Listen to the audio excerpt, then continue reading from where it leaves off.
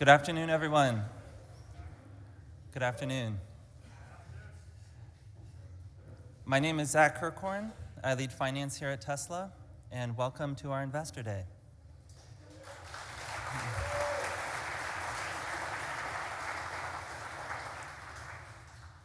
For those of you here in the audience at our global headquarters in Austin, Texas, we welcome you. Thank you for being here, and thank you for traveling in.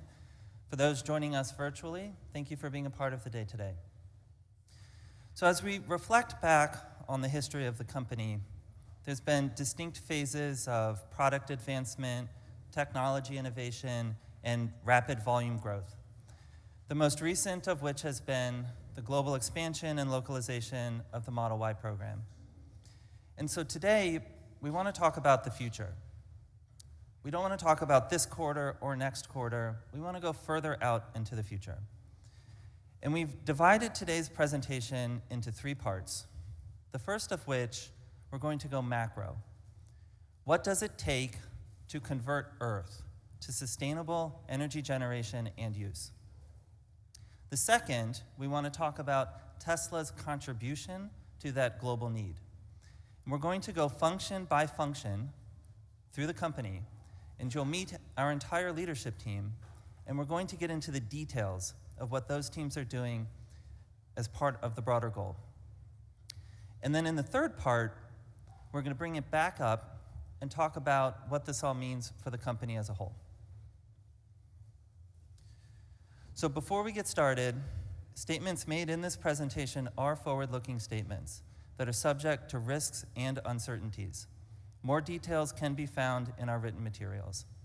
So with that, let's get started. Part one, Elon Musk and Drew Baglino.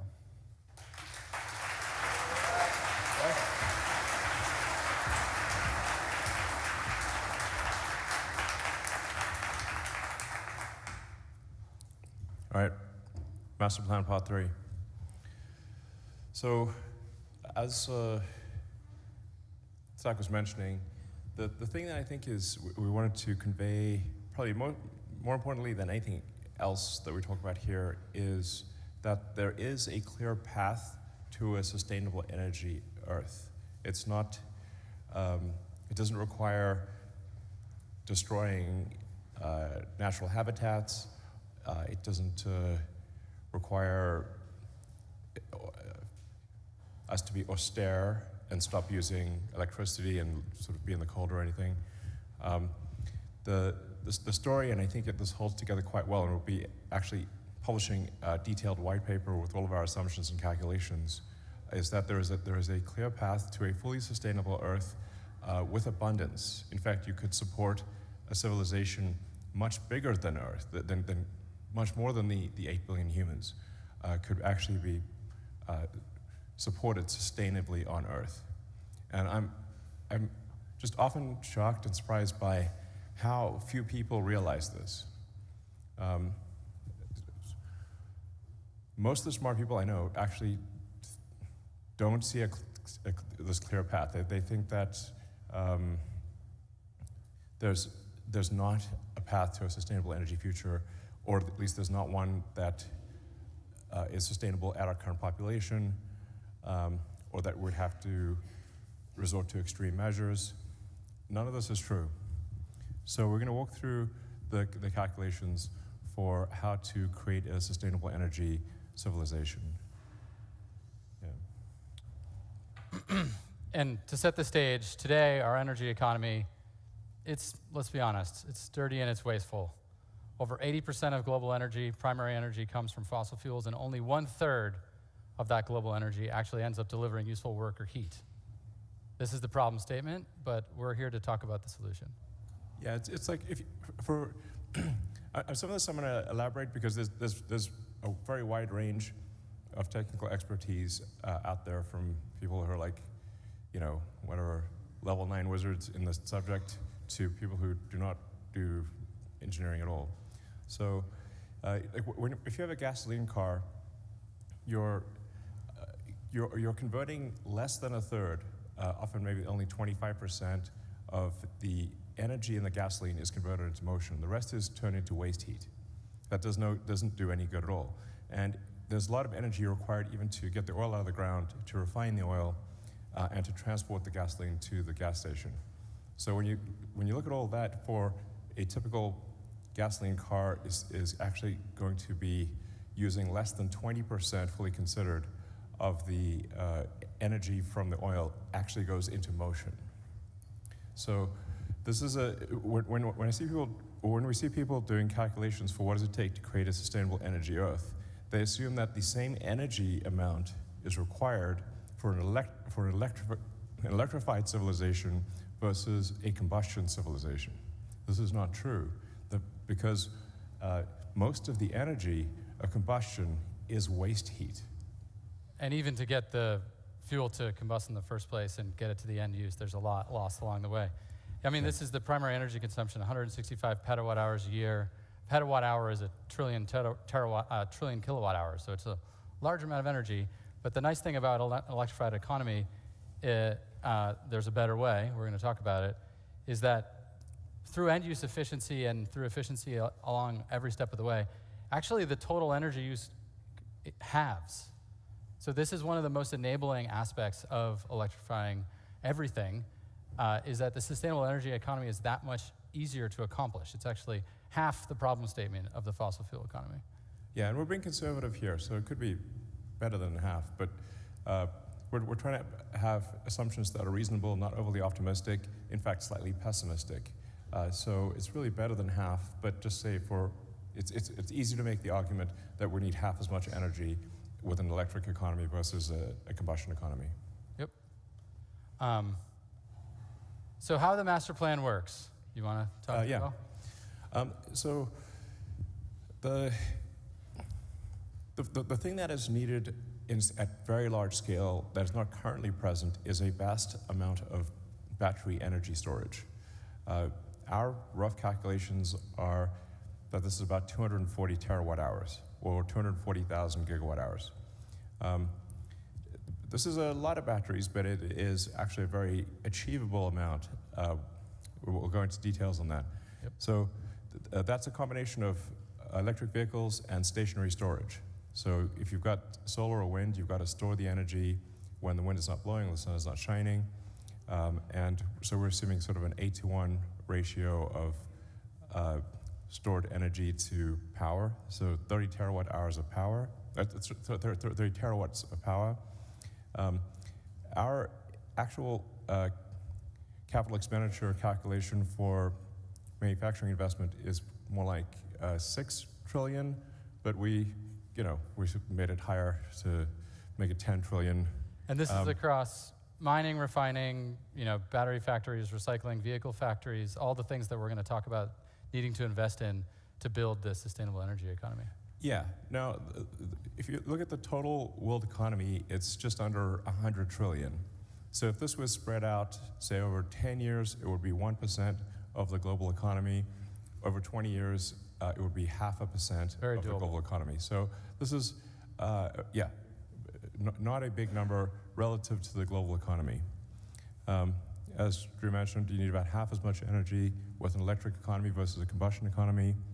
And in terms of wind and solar, how much land would be used? It's less than 0.2% of the land area of Earth. Generally people don't realize quite how much energy is reaching us from the sun. It's roughly a gigawatt per square kilometer. And the sun doesn't shine all the time, but it's if you multiply that by, say,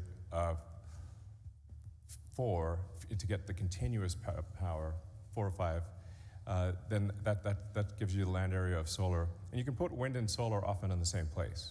So a lot of places that currently have wind, you could have solar there and you double your energy. You can also output. put wind offshore. It doesn't even need to Yeah. be on land, so wind is even more flexible. You could put solar offshore too. Yep. So Earth is 70% water. Anyway, the point is that with a really a remarkably small amount of Earth's land area, we can go fully sustainable. Yeah. And do the resources and raw materials exist to support this transition? We'll go through that in detail, but we do not see any insurmountable resource challenges at all. In fact, in the end, we should be mining less ore to accomplish this economy than we currently do with the fossil fuel economy, and we're going to talk through that. Yeah, just to emphasize that again, the electrified economy will require less mining than the current economy does. Yes. Less, not more. Okay. So this is the plan, and now we'll get into a little bit more of the details of the plan. Basically, 5 areas of work. First, renewably power the existing grid. Second, switch to electric vehicles.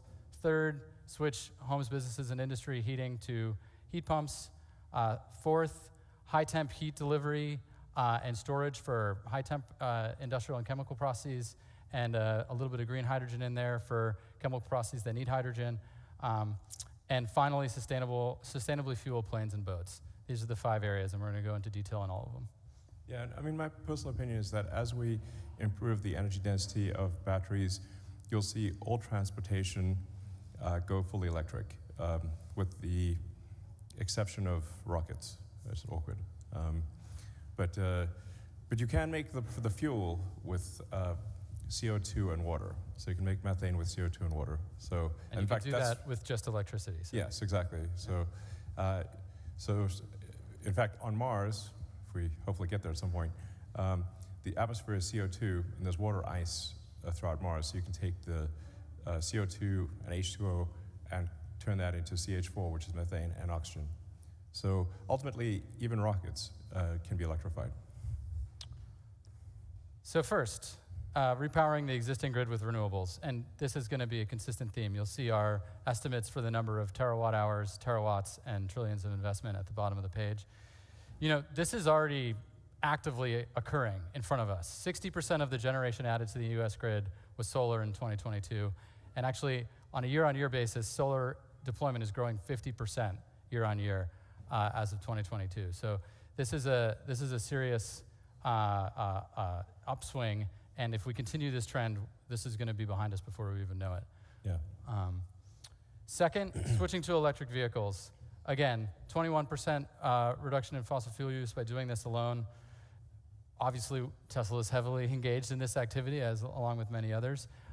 Overall, EV production grew 59% year on year in 2022, and EVs hit an amazing 10% market share. I mean, it's an awesome milestone. I'm super excited to see that. I gotta. Yeah, I mean, this is obviously happening very rapidly, and I mean, I think really all cars will go to fully electric and autonomous, and so riding a non-autonomous gasoline car is going to be analogous to riding a horse and using a flip phone. That's basically going to be the situation. And we actually took a somewhat conservative assumption here in terms of how many batteries are required, because the more the fleet is autonomous, the smaller the fleet needs to be, just from a utility basis. So we're not accounting for all of those benefits, or really much of those benefits at all in this number.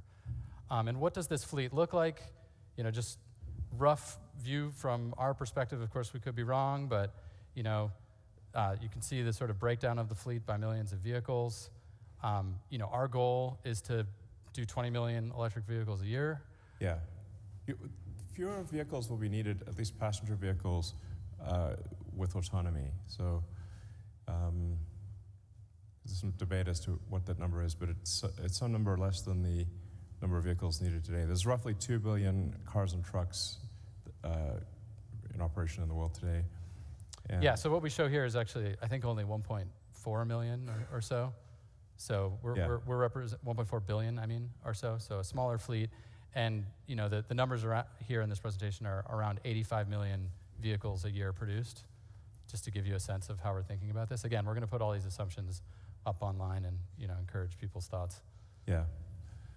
So we're basically heading rapidly towards an electric or autonomous future. Exciting. Yeah.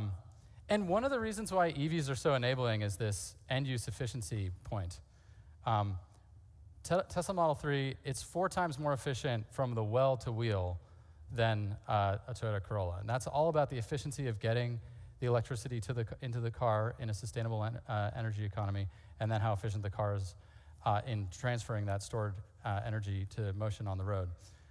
when compared to the engine in the Toyota Corolla and all the extraction, refining, transmission, distribution of the gasoline to the Toyota Corolla. And just for, this is a fun reference, Model 3 can drive over a mile on the energy it takes to boil a pot of water for pasta, and then it can drive another mile on the energy it took to cook the pasta. And that pasta is 1 pound, and Model 3 is like 4,000 pounds. Just to give you a sense of just like, it really doesn't use a lot of energy to move a Model 3, that 4,000 pound object, down the road. Yeah, also, heat is a lot more energy than motion. Yeah. Yeah. But people, you just boil a pot of pasta, you don't even think about it. It's just interesting how efficient these cars are. Next, switching to heat pumps in homes, businesses, and industry. Right now, heat pumps meet 10% of building heating needs. Install rates growing 10% year on year. It really needs to accelerate.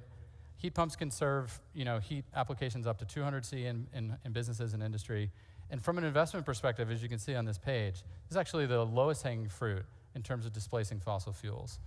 You might be saying, well, what exactly is a heat pump? So, heat pumps don't move heat, don't create heat, they move heat. When you think about the natural gas furnace in your house, it is generating heat itself, but what the heat pump is doing is actually moving heat from outside of your house into your house. They're just an air conditioner or a refrigerator in reverse. So we're surrounded by heat pumps. There's they're all over this factory. They're in your house. And all this really is about bringing them to displace all the fossil fuel heating in all of the homes, business, and in the industry that we can. And from an end-use efficiency perspective, there's a three times reduction in the total energy required to heat these buildings. So a real obvious thing to do. Yeah, heat pumps. They're in our cars, now as default. And at some point, we might make a heat pump for our home. So. Yeah, maybe. Next, a little bit more detail on electrifying high-temp sort of industrial chemical processes. So over 50% of industrial heat is greater than 400 C. Cement, steel, fertilizers, chemicals, plastics, metals refining all need 1,500 C, so we need a solution here. Ultimately, it's purpose-built equipment that enables electrification. Carbon graphite is stable up to 2,800 C. There's other options in the 1,500 C range, like silicon carbide, other materials. So the idea here is you create and store heat when renewable power is available. If this is a sustainable energy economy, renewable energy is intermittent. Peak of the day, you've got more generation than you need. You make a bunch of heat then, and then you transfer that heat into the industrial process 24 hours a day using the stored heat you created when the sun or the wind was blowing. That's the concept here. And then on the hydrogen side, we also need green hydrogen to decarbonize metals and chemical refining processes. This is things like ammonia, making steel. There's roughly 120 million tons of hydrogen sourced from fossil fuel today to do these things. And hydrogen can also directly replace coal, which is currently used in a ton of steel production, through a process called directly reducing iron. You can replace blast furnaces with a hydrogen-reducing direct reduced iron furnace. And this is the way to eliminate fossil fuels from these aspects of the economy and the CO2 associated with them. Yeah, some of this, there's room to disagree, but some amount of hydrogen is needed for industrial processes. My personal opinion is that hydrogen will not be used meaningfully in transport, and shouldn't be. If you're going to use a chemical fuel, you should use CH4, not H2. But nonetheless, it is needed for industrial processes and can be produced just by splitting water, essentially. I mean, something that's been done for decades and decades. Yeah. This is not, rocket technology. Yeah. And lastly, a small part of the pie, but a necessary part of the pie, is sustainably fueling planes and boats. Shipping accounts for 3% of global CO2. It's ripe for electrification. Even with lithium iron phosphate, long-haul ships can be fully battery-powered. So that's a great opportunity to electrify. Energy density is a little bit harder for planes, but short-haul is doable today. With some improvements, we'll get long-haul underway. But even in the meantime, we can leverage sustainable aviation fuels produced and stored using excess renewable electricity. There's a lot of work going on in this space. And it's not, yeah. Yeah, I mean, to really get long-range aircraft and long-range shipping to use lithium ion, you need to redesign the ship and not just Or the plane. and the plane, to take advantage of the fact that it is a new source of energy. It's a different architecture. So just like with an electric car, you wouldn't just take a gasoline car and stick a battery in it. That's very suboptimal. It's much more efficient to have the battery be the structure of the car, and make it mass efficient and optimized for batteries. The same if that's done with aircraft, I think you can get long range aircraft at around with cells at around 450 watt-hours per kilogram, which you can buy it right now. Actually, they're expensive, but I think that price will come down. So when we stack up all of these efforts, we end up with the numbers we shared at the beginning of the presentation: 30 terawatts, 240 terawatt hours, $10 trillion. And you may be saying, like, I need some context. Is this feasible? Spoiler alert, it's entirely feasible. Just looking at it from a growth rate perspective, how much do we need to grow the deployment of these technologies? We're talking about only a 3x growth rate in solar and wind deployment. Solar is already growing at a breakneck pace, as is wind. This gap is going to be closed really quickly. When we look at electric vehicles, they have to grow 11x. Well, they grew 60% year on year last year. That growth rate is also going to close pretty darn. That gap is going to close pretty quickly as well. And lastly, storage. Tesla's energy storage business has grown at 65% CAGR since 2016. The global energy storage business is accelerating pace as well. I mean, all these gaps are going to close, especially as this momentum of the transition to sustainable energy accelerates. And of course, our goal on this page is 20 million EVs per year and 1 terawatt hour of stationary storage per year, basically as soon as we can. And then, what about this investment? How do I have a reference point on this investment? Elon mentioned it's 10% of 1 year's world GDP. Another way of thinking about it is, how does it compare to what we're investing, like what we invested last year in the fossil fuel infrastructure?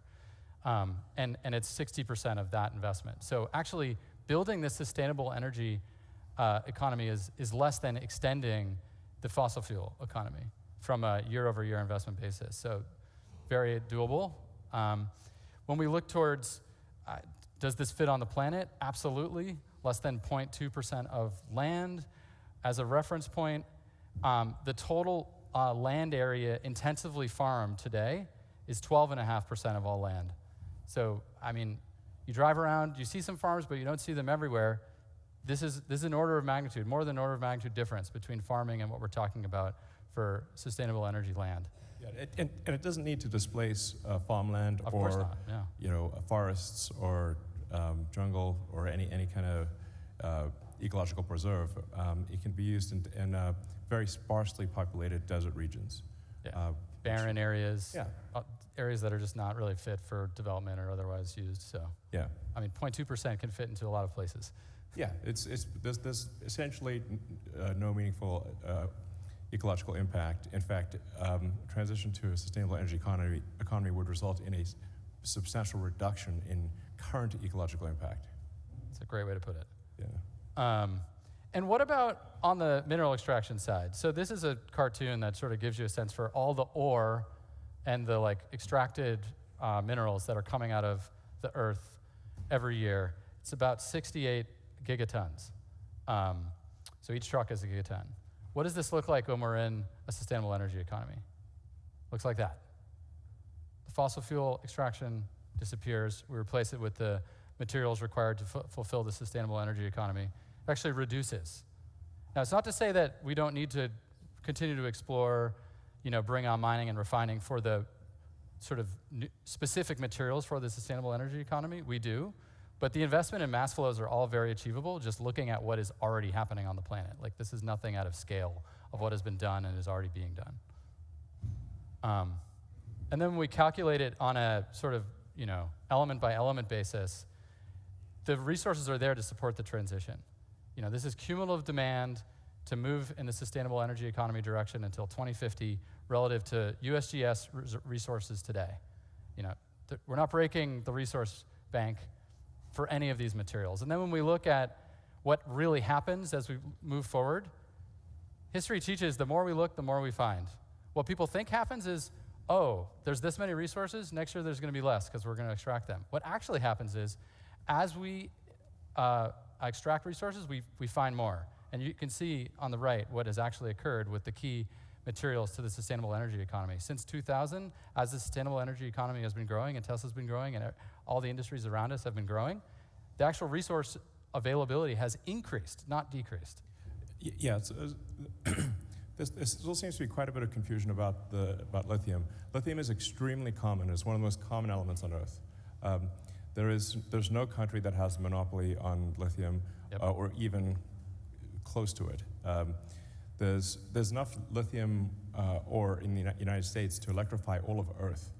If the United States was the only place producing lithium, there's enough domestic material to electrify Earth. It's very common. The limiting factor is the refining of the lithium into battery-grade lithium hydroxide or lithium carbonate. That's the actual limiting factor. And the same is true for these other materials. Yes. And this is, again, these are not like crazy technologies. It's just the investments need to be made, and the investments, they're not gigantic. They just need to happen. Right. Nickel is maybe of them all the trickiest one to solve. But as we showed with the graph there, maybe need like 30% of the world's known nickel reserves. So and the nickel reserves have actually grown since yes, 2000. So. There is more. Yeah, exactly. So, and you only need nickel for basically aircraft, long-range boats, and very long-range cars or trucks. But the vast majority of the heavy lifting for electrification will be iron-based cells. And iron is actually literally the most common element on Earth. So, a little trivia point, if you say like, what is Earth made of? By mass, it is made of iron more than anything else. And second, oxygen, and then everything else after that. So basically we're a muddy rust ball is what Earth is. So an iron cathode is sort of, you're definitely not going to run out of iron. There's so much iron, it's insane. So that's, yeah. So. Yeah, and ultimately, this resource extraction, we go through this effort, we build these batteries, and then we recycle these batteries. So ultimately, we're doing this to build this sustainable energy economy, but the maintenance amount of ore that we require is really an order of magnitude or more, less, because of recycling. So in the end, a sustainable energy economy is within our reach, and we should accelerate it. Yeah, I mean, so this is really the main message of today. And I really wanted today to be not just about Tesla investors who own stock, but really anyone who is an investor in Earth. And what we're trying to convey is a message of hope and optimism. And optimism that is based on actual physics and real calculations, it's not wishful thinking. Earth can and will move to a sustainable energy economy, and will do so in your lifetime. Thank you. Yes. Thank you. And I just want to welcome up Lars and Franz to the stage.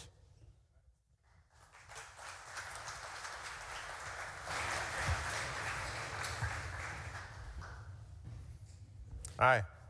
Hi, I'm Franz. I lead design at Tesla.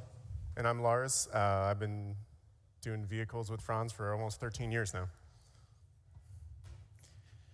So I joined Tesla in 2008 to vertically integrate design into the company. It didn't exist before. It was a pretty small team. It was tasked with designing the most beautiful, innovative, and well-engineered vehicles on the planet. No small task in 2008. There was not a lot going on in the EV sector then. Since then, we focused on constant improvement in cost, efficiency, innovation, things that you'll continue to hear about today, while continuing to design the most desirable cars. Today, we produce cars differently than we did 10 years ago. But the end result is always an exciting, futuristic, and desirable set of vehicles. Back then, we only had a handful of designers and engineers like myself, but we had a great vision to radically change transportation. So back in 2008, where we were designing Model S, we didn't have a factory. In fact, we had a really small engineering team and a tiny design team. But that allowed design to lead all the conversations. It let us innovate forward-thinking ideas, like how do you fit 7 people into a sedan? Or how do you make door handles disappear into the doors? Or putting a huge touchscreen into the center of the vehicle, something that had never been done before. And then we won Motor Trend Car of the Year. Yes, and we won Motor Trend Car of the Year in 2013. Our first, great award, first car. Pretty good start. Kind of a home run, I think. But that whole process resulted in a linear process that you see on the screen. We designed first, then we engineered, and then we figured out how to manufacture it. Yeah, I mean, I think that's really important. When we were designing the car together, we didn't even know where we were going to build it. And so we came up with... I didn't even know Lars when we were designing. That's true. So once we got Fremont, we were very fortunate, and we figured out the manufacturing solutions, sort of like we were flying a plane and putting the wings and building the engine at the same time. So we knew we had to do better. Yeah, we knew we had to be better in order to scale. And as part of the master plan that you've read, Model 3 needed to be a smaller, more efficient, and more affordable version of Model S. But it had to be equally great. It had to have all the things that people loved in their Model S or Model X, but be much more affordable. And so we approached the process a little bit differently than the first time around. Now we had teams that we all worked together, so we were able to combine design, engineering, and manufacturing process all at the same time. But somewhere along the way, we changed the manufacturing process to be fully automated. And so we leaned into this whole new way of manufacturing a car, but we had already engineered it. So things didn't quite go as well as planned. It was an amazing product, but it landed us in production hell. Many of us who lived through that carry those battle scars. It was a great idea, but it wasn't the right timing. Like Franz said, automating something that we designed to be built manually is super hard. And we have many, many failed examples of that at the Fremont factory that we ripped out. But some of them eventually still work. This is one I actually worked on with a small team of engineers. It's still running today. And some of the engineers that came by said we couldn't do it, are no longer with the company, but it's running, and it's running faster than ever. So we kind of self-imposed constraints on the design when we were doing it to be built manually, and we really didn't think about it. But despite all that, Model 3 is the best-selling EV ever. Yeah, and Model Y, which is derived from Model 3, is about to pass that. But we knew we had to improve the process further. And with Cybertruck, we designed a vehicle around a vision that actually started with the manufacturing process. And in this case, the materials dictated the design.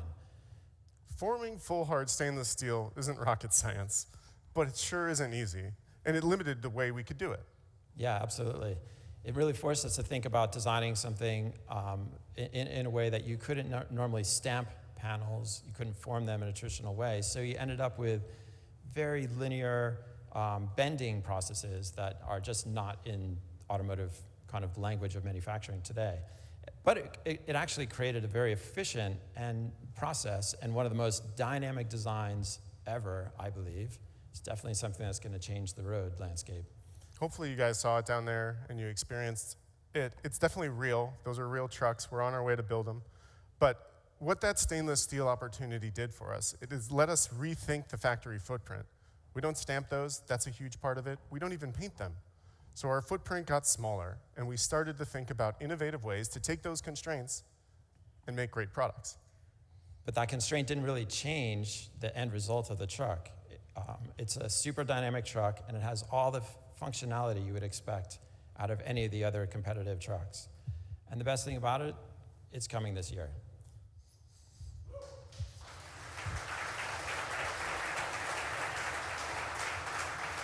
So ideally, after all that, we would design, engineer, manufacture, and plan for automation happening together. It gives us the opportunity to question requirements. This is something that is fundamentally only available at Tesla.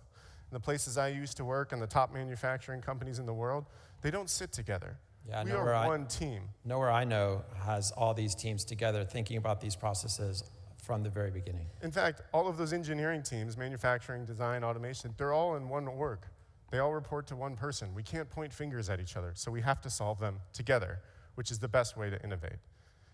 The traditional way of making a vehicle is this. You stamp it, you build a body in white, you paint it, and you do final assembly.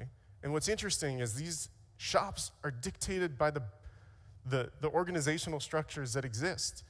And they're dictated by the boundaries that exist in the factories that are laid out. If something goes wrong in final assembly, you block the whole line, and you end up with buffering in between. This is at the tail end of its manufacturing optimization. Henry Ford first invented this assembly line in 1922. It's been 100 years, and it's really hard to make a change after 100 years. And when you watch it happen, it's actually really silly to a guy like me. You take all these stamp panels, you put them together, then you put them in a framing station, you build a body that looks something like a car, you put the doors on, and then you paint them. Once you get the color, you take the doors off, and then you start putting the interior inside the car. It comes in through the openings that already exist. I wish it went in like this big piece like this, but there's actually people coming in and out of the car. There's awkward movements. Then we lift the car up, we put stuff from underneath it, we put it down, then we put the seats in the car, and finally, we close it all out with glass, and we bring those doors that went away for a trip, and we put them back in the car. Most of the time, we're doing this with a big, giant car and moving it and doing really nothing to it at all. What's funny, though, in this kind of whole process is that just recently Toyota just called this an engineering work of art. True. The Model Y. That was humbling, but at Tesla, it's not good enough. If we're going to scale the way we want to do, we have to rethink manufacturing again. As part of the master plan, we have to make another step change in cost. We started this on Model Y when we made these huge gigacastings, and we deleted hundreds of parts. We simplified assembly with the Model Y structural battery, where we decided the floor should be a part of the car. The battery is the floor. We put the seats and the interior on the battery, and we bring it up through a big open hole, and we assemble it. And this allowed us to do things in parallel, fully rethinking the process and reducing the final assembly line by about 10%. And we thought, maybe we could do this other places. Yeah, I mean, in a way, the constraints become part of the solution rather than a problem. So when you think about what I'm trying to say, I really want to hammer this home. When you have a car that's about 5 meters long, and you have people working around it like we did in Model 3, and we change that to this process where we take different parts of the car, and we can do more at the same time, like we did with the Model Y structural battery pack. What you see here is us doing that on the front part of the vehicle, or the rear part of the vehicle. That means we can get more people working on the car, or robots, working on it at the same time. That means we have better operator density, less time doing nothing. I call that space-time efficiency. It has nothing to do with quantum mechanics. We can have that conversation later. But we get 44% more operator density, which means more work, less time walking back to the station, 30% improvement in space-time efficiency. And because we're not building it in and out of the car with those slow movements of those robots I showed you from production hell, when we go to automate it, it's going to be a lot easier. In the end, that will probably look something like this, where we balance parallel and series manufacturing in a way where we only do things that are necessary, with a much shorter final line, blocking a lot less of the entire rest of the factory, so we can optimize material flow using the best practices. And what that means, it's going to look something like this, where we build all the sides of the cars independently, we only paint what we need to, and then we assemble the parts of the car once and only once. We put them where they need to go. The interior is attached from a bottom-up or a top-down strategy, so there's more access for those robots and people. We aren't moving heavy objects around and doing nothing to it, and it means we're doing more work on the car more of the time. And then, when we take all of these tested sub-assemblies and we put them together, we finally assemble the car only one time, putting the sides on with all of their parts to a front and rear that was already assembled, carrying the floor in with the seats, and finally boxing it out with the doors one time, just like Cybertruck. So in the end, you get the same car, but it's not going to be a Model Y. Yeah, this is not. Yeah. This is a Model Y for illustration, not the next-gen vehicle. In the end, what does that mean? To increase the scale and adoption of electric vehicles on the orders of magnitude that we just showed you, we have to make constraints part of the solution. It leads us to greater than 40% reduction in footprint, which means we can build factories faster, with less CapEx and more output per unit. Faster, less CapEx, more output per unit dollar. Zach's going to go into more details on this later, but it also means through this innovation and some of what my other engineering colleagues are going to talk to you about in the future, we'll reduce costs as much as 50%. This is the 2-for-1 concept you hear me and Elon talking about on earnings calls. Yeah, so I think our track record proves that we can deliver the best cars, and we deliver the best cars in spite of, because of these constraints. And I'd love to really show you what I mean and unveil the next-gen car. But you're going to have to trust me on that until a later date. And I promise we'll always be delivering exciting, compelling, and desirable vehicles, like as we always have. Have we ever not? We always do. But what else is Tesla known for? Speed. So with that, I want to bring on Colin, who's in charge of making our cars go fast.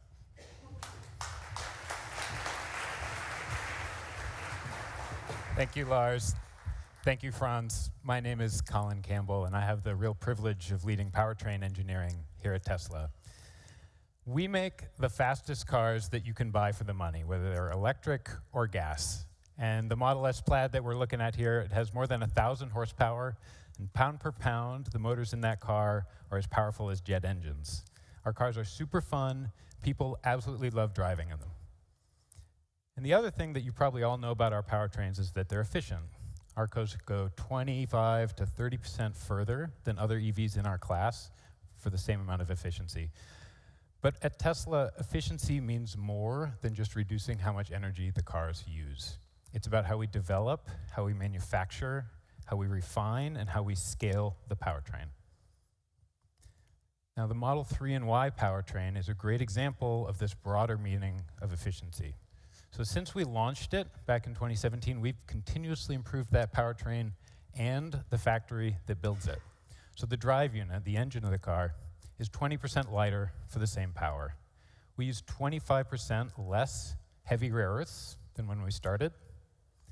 And the powertrain factory, which is behind me today, is 75% smaller and 65% cheaper than the one that we originally built. And what I really want to emphasize is that we did all of this without compromise. Our cars are just as powerful, they go just as far, they cost the same or less, and the factories have the same output. So, how did we do that? We did it by designing the entire vehicle and the entire factory together as one company. And this sets Tesla apart. We have small and highly capable teams, and to make a critical decision, we can have the battery cell chemists, the mechanical engineers, the manufacturing engineers, the supply chain team, the automation designers, the software programmers, all in one room, working together in real time.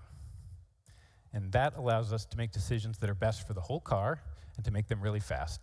And that approach is unlike traditional automotive engineering, which is really fractured. And if you were to go buy like a premium German electric car, the engineers who designed the drive inverter in that car, they did not work for that car company. They worked for a contractor. And at Tesla, we designed the entire car and the factory that builds it. And I want to highlight a few examples of what we've been able to do in-house thanks to that unique approach. So, inside the charger of your Tesla are transistor packages, and that's at the top of your screen here. And every electron that moves you down the road flows through one of these packages. We designed our own custom package, which is what you're seeing here, and we can extract twice as much heat out of that package as what we could buy off the shelf. And so what does that mean? It means that the silicon carbide wafer that's inside those packages can be much smaller. And silicon carbide is an amazing semiconductor, but it's also expensive, and it's really hard to scale. So using less of it is a big win for us. And then on top of that, orchestrating all of these transistors and making them switch in the right ways is computationally extremely intensive. It used to require 4 microprocessors, which are shown here in the bottom left. We have developed our own custom microprocessor. It's purpose-built for high-power electronics. It's half the cost, and it does, in just one, the job of all of those 4. And these are just 2 examples of many that I could use to showcase our expertise in high-power electronics. And that expertise has allowed us to take the cost of the chargers that were in our Model S when we launched it in 2012, both the cost and the mass, and cut both of those in half. And even more important, the power electronics, they're central not just to our cars. They're also central to our superchargers and to our energy storage products, and Rebecca and Mike will be talking more about that. So in addition to the work that we've done in software and hardware, we've also done a lot of work in-house on software. So this is the drive unit for Model 3 and Y, and if we take a cross-section, we see the stator and the rotor, and they're responsible for the core function of the drive unit, which is converting electricity into motion. And our custom software lets us simulate the rotating magnetic field that is responsible for that conversion. And getting that simulation exactly right, it's central to the cost, the weight, the size, and even the sound of the drive unit. And now, you can buy software that will do all of this, but our tools are faster, and they're more accurate, and that was not easy to do. And that allows us to quickly iterate through millions of possible drive unit designs to find the best one. I want to highlight one more area where Tesla really excels because we integrate work that is often farmed out. So when you are making a new product, it's not enough to think about the product itself. You have to think about how you're going to make it at scale. So at Tesla, our powertrain and our powertrain manufacturing equipment is both designed under one roof. The engineers who are designing the motor, they are in the same room as the engineers who are designing the machine that's going to put that motor together. And that collaboration pushes us from day one to design products that are not only high performance, but are really easy to assemble. So, all of this expertise that we have in the powertrain team, in hardware, in software, in manufacturing, it's going to have a major impact on our next platform. In our next powertrain, so those silicon carbide transistors that I mentioned that are key component but expensive, we figured out a way to use 75% less without compromising the performance or the efficiency of the car. And of course, we know that battery cell supply is one of the constraints on the scalability of EVs right now. Our new powertrain is compatible with any battery chemistry. And that will give us great flexibility in battery sourcing. If we want to make EVs more accessible to people, they have to be cheaper. We've reduced the drive unit cost to about $1,000, and we don't think any other automaker is even close to that number. Finally, the bigger a factory is, the longer it takes to build. If we can build the same number of cars from a smaller factory, we are going to be able to scale EV production faster. Our next powertrain factory is 50% smaller than the one that's behind me today, even though it has the same capacity. All of these improvements, I think, are going to be transformative for the adoption of EVs and our ability to scale them. There's one more thing that I want to highlight. So I talked about how we had reduced the amount of rare earth in our powertrains. And as the world transitions to clean energy, the demand for rare earth is really increasing dramatically. And not only is it going to be a little hard to meet that demand, but mining that rare earth, it has environmental and health risks. So we want to do even better than this. We have designed our next drive unit, which uses a permanent magnet motor, to not use any rare earth materials at all. So how does all this fit into the master plan? We can make lower cost products that are still efficient and compelling, and we can make them at scale. We're going to use less of constrained commodities, silicon carbide, rare earths. We're going to build them all in compact and high output factories that are easy for us to build quickly. We're going to make that easy to scale powertrains all the way up to the levels that Drew and Elon mentioned at the beginning. And this achievement, like all of the achievements that I mentioned today, is only possible because of the incredible people on our powertrain teams. They are absolutely committed to the cause of sustainable energy, and that is why we can do what no other company can do. Thank you.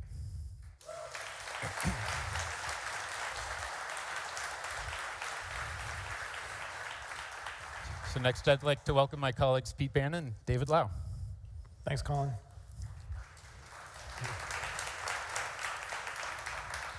Good afternoon, everybody, and welcome to Texas. Pictured here is the low-voltage system of a Model S from 2012. This car was primarily designed with vendor-sourced controllers integrated by Tesla. There are over 300 low-voltage devices that encompass everything from the mundane, like the light in the glove box, to the complicated, like the infotainment computer, to the safety critical, like the airbags, steer-by-wire, and brake-by-wire. The low-voltage harness is built from individual wires, cut to length, crimped, and inserted into connectors, a manual process that is tedious, error-prone, and doesn't scale well. Going forward, we want to reduce the size and complexity of the harness and enable automated manufacturing. These wire harnesses introduce extraordinary complications, especially in the early stages of development and bring up of a vehicle, because when we're trying to bring up this entire system and we see that it's not working properly, we don't know whether it's a problem with the software, with the controller, the processor, any of the endpoints in this entanglement of wires, and so we have to go and debug everything all at once, and Pete's going to tell us about how we're going to make it better. Mm-hmm. So I'm going to talk briefly about a few things that we've changed over the years since the Model S. With the Model 3, Tesla started designing an increasing share of our controllers by merging controllers together, and we were able to simplify the design with a significant reduction in wire count and weight. Going from S to 3, we reduced the wire harness by 17 kilograms compared to Model S. And this is a pretty big deal, and just to put that into context, our VP of Engineering, Lars, will deliver a bottle of your favorite spirit to your desk if you manage to save a kilogram of weight from the car. So this improvement cost him quite a lot. Did we skip one? Yeah. The original Model 3 controllers were enhanced and then built into Model Y. Those improved controllers were then moved back into Model 3 when we introduced the heat pump. At that point, we had shared controllers across both cars, which helped simplify our supply chain. Those Model 3 and Y controller designs were then updated and enhanced for the new versions of Model S and X that we introduced in 2021. For Cybertruck, we are now designing 85% of the controllers in the car. For the next-gen platform, we're going to finish the job and be designing 100% of the controllers to give us full control of the design and the supply chain at the component level. Having full control of the supply chain at the component level has been critical to Tesla over the last few years as the supply constraints have hampered our ability to build cars. And with that control comes control over all the software, which enables us to develop features and functionality that we never even dreamed of at the time we designed the hardware. So that's why you see software in your car is getting better and better over time in ways that we didn't even think of when we designed the hardware in the first place. Mm-hmm. Yeah, Sentry Mode is one of my favorite last-minute changes. One of my favorites. With the introduction of Model 3 in 2017, we deleted relays and fuses from the car in favor of e-fuses. E-fuses replace moving parts with solid-state transistors. They provide fine-grained control of the power system to software and allow software to do advanced things like load shedding in the car under adverse conditions. E-fuses also allow for software-controlled retries for transient faults, and they allow for detailed monitoring of the power system over time. Yeah, the theme you hear a lot about today is software-controlled hardware. And when I think about that in my team, software-controlled hardware is fundamentally about being able to sidestep what otherwise would have been static trade-offs between one attribute or another in a piece of hardware. We are able, with software, to instill intelligence, context awareness, and context-specific behavior into what otherwise would have been a piece of hardware that had to get optimized for one type of scenario. We get more of everything. In 2022, we completed the transition from lead-acid batteries to lithium-ion batteries, and which use a new toolless connector. We expect lithium-ion batteries to last for the life of the car, so we don't expect anyone to wake up to a dead battery ever again. This eliminates a major source of failures for our car, and the toolless connector makes it easier to service the car, and it also includes a software feature to allow validation that the connector has been properly installed at the end of a service event, which removes another source of failures in our cars. Obviously, the mass and volume savings are also significant, which is super helpful. At Tesla, we're always trying to improve every single component in the car, and a nice example of that is the 15-inch display that was originally shipped in the 2017 Model 3. Over time, the cost of the display has gone down 24%. We've been able to reduce the weight by 12%, and we've reduced the power by 33%. At the same time, we've increased the brightness of the display by 50% and improved the color accuracy. So this is one of our favorite things at Tesla, is to make a component cheaper and better. At Tesla, the drive to improve efficiency in the car is never ending. I think of it as like peeling a carrot. You just take a swipe at it, a little bit falls off, doesn't really make much of a difference. But if you just keep at it, over time it accumulates into a pretty significant improvement. One of the changes that we're looking to make right now is to change something that's been steady for the last 60 years, 12 volts. 12 volts has been, as I said, for 60 years. The demand for power in the car has been steadily increasing to the point where we now have to have pretty large wires to drive over 200 amps of current around the car, which increases the mass and cost. With Cybertruck and all future Tesla platforms, we will be moving to 48 volts. This reduces the current needed by a factor of 4. And since power loss in the harness is resistance times the square of the current, a 4x reduction in current leads to a 16x reduction in lost power while distributing energy in the car. That allows for smaller wires, smaller E-fuses, and smaller controllers. It also allows us to make those heat sinks smaller, or in many cases, remove it completely, all benefiting the car in terms of mass and weight. 48 volts is the future for low voltage design at Tesla, and likely the rest of the industry in due course. We welcome and encourage other OEMs and the entire supplier network to join us on this evolution. You bet. The number of wires in the car is driven by the number of endpoints that need to be powered and controlled. In the past, centralized control has led for wires spanning the entire car. For Cybertruck design, we have moved to a local controller where the wire is connected to the nearest controller, and those controllers are connected over Ethernet. Wires are routed to the nearest controller where the data is converted into a network packet for transmission to the correct location in the car. To be effective, the network must be reliable, have low latency, and low jitter, and these are all attributes that we've been able to achieve with the current design. The design has eliminated most of the cross-car wires in Cybertruck, and with the next-gen platform, we're going to finish the job and eliminate all of them. This consolidated vehicle network allows us also to make a whole lot more dynamic changes on the fly to how components in the vehicle talk to each other, rather than the traditional approach of separate CAN buses that are spread throughout the vehicle. Yeah, and fixed in hardware. And one of the nice things is that you can see the entire vehicle through a single connection, which wasn't possible in the past for debug. For the next-gen platform, we're looking to optimize the controller design across the entire car and across all of the organizations, not just for a given subsystem. Simplifying the wire harness will enable automation. 48 volts will allow us to reduce the size, mass, and cost of the low-voltage system. And it's one of the key things to enabling us to scale production of the low-voltage systems for the Master Plan 3. David? Cool. So I joined Tesla in 2012, and even in those very early days of the Model S, we already had the ability to update software over the air in all of the controllers throughout the entire vehicle, at a time when other cars were just starting to update software in only their infotainment units. And furthermore, we've had sophisticated, anonymized data logging and telemetry capabilities that allow us to understand how the fleet is doing, what customers are doing with it, and how it's responding in the field to that usage. These two capabilities combined, OTA updates and data insights, give us the ability to iterate quickly on our software and to maximize the amount that we learn and proceed and the progress that we make in every one of those iterations. We've used these capabilities to inform countless design decisions in both software and hardware. Yeah, one example is that we were able to monitor and track the use of the sunroof in our cars and found that our customers never use their sunroof, so we made this easy decision to remove it. Very barely, yeah. We haven't had sunroofs for a while. As another example, we are able to use our collision data to design our crash safety systems for what happens in the real world, far beyond what regulatory and consumer ratings tests prescribe.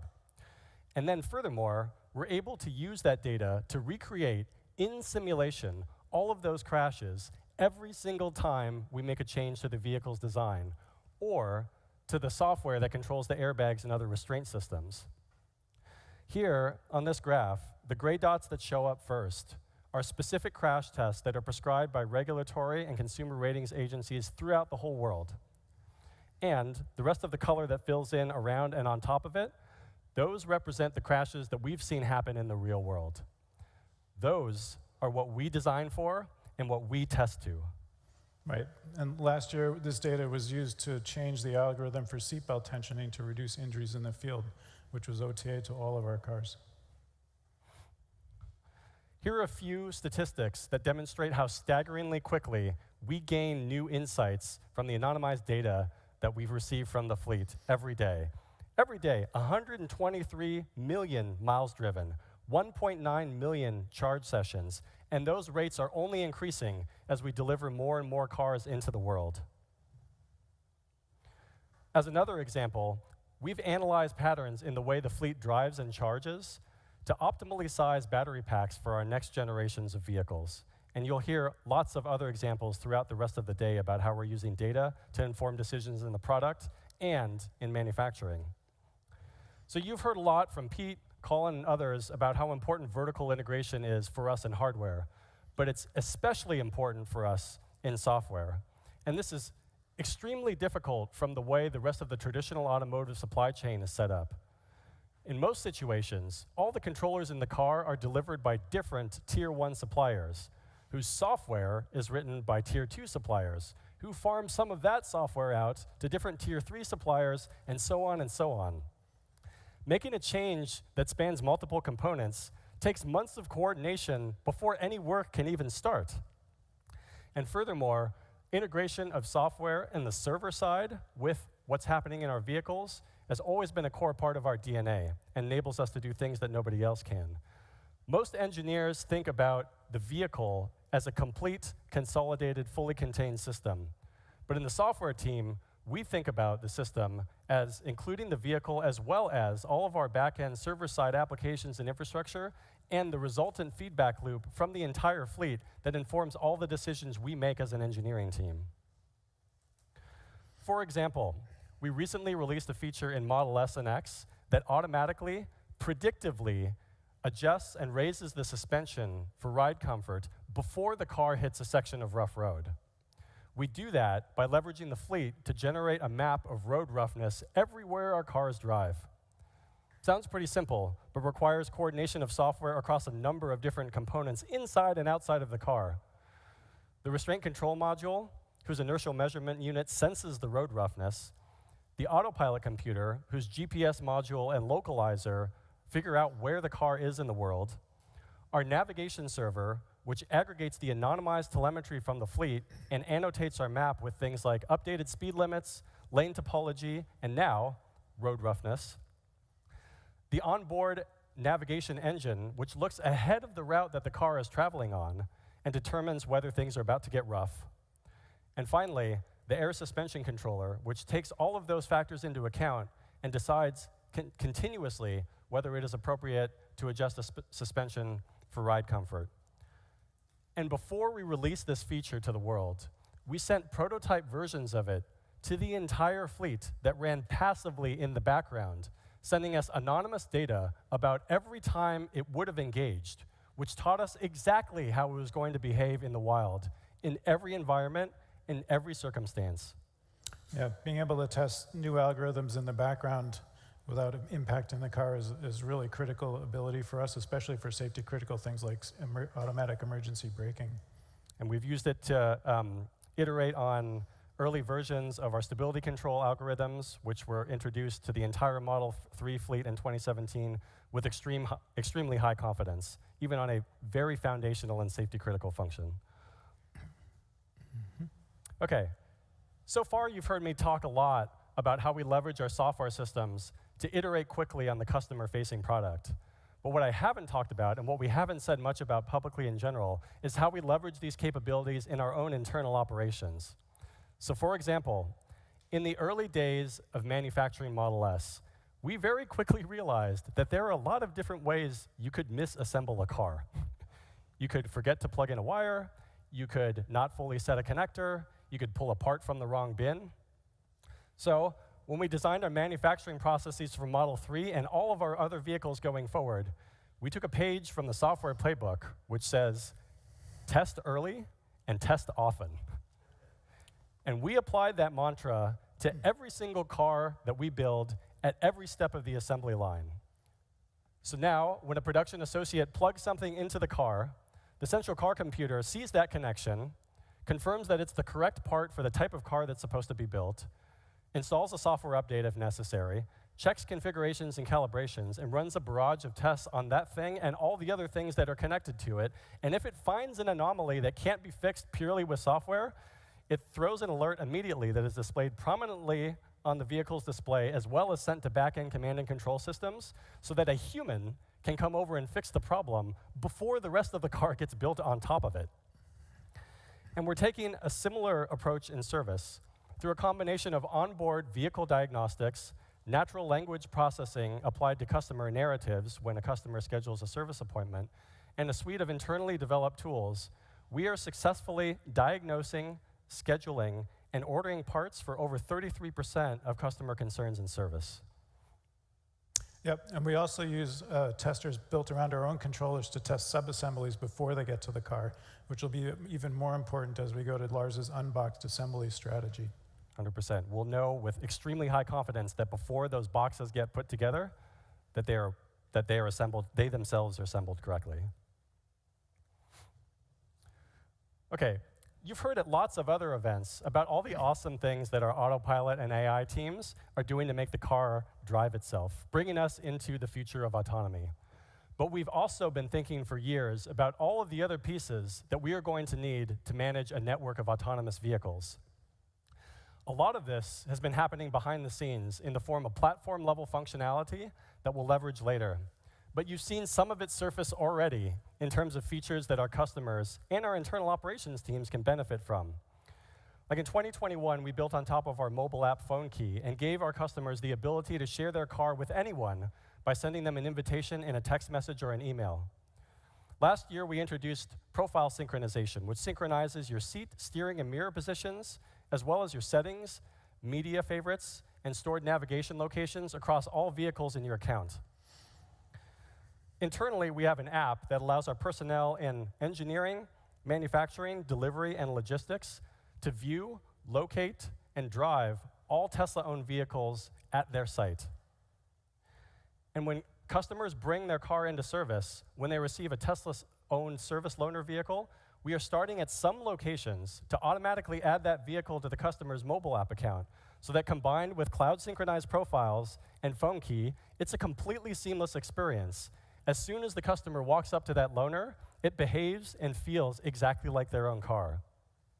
And all this is built on top of end-to-end encryption and cryptographically signed commands, so that customer data remains private and obscure, and the fleet only trusts commands from authorized parties.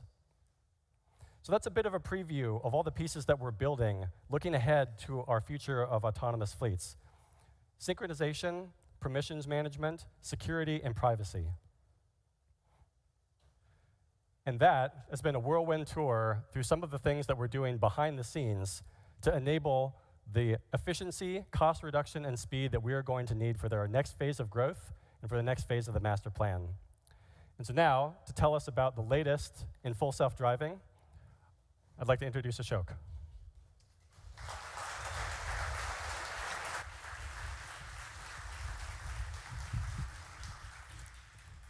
Thanks, David and Pete.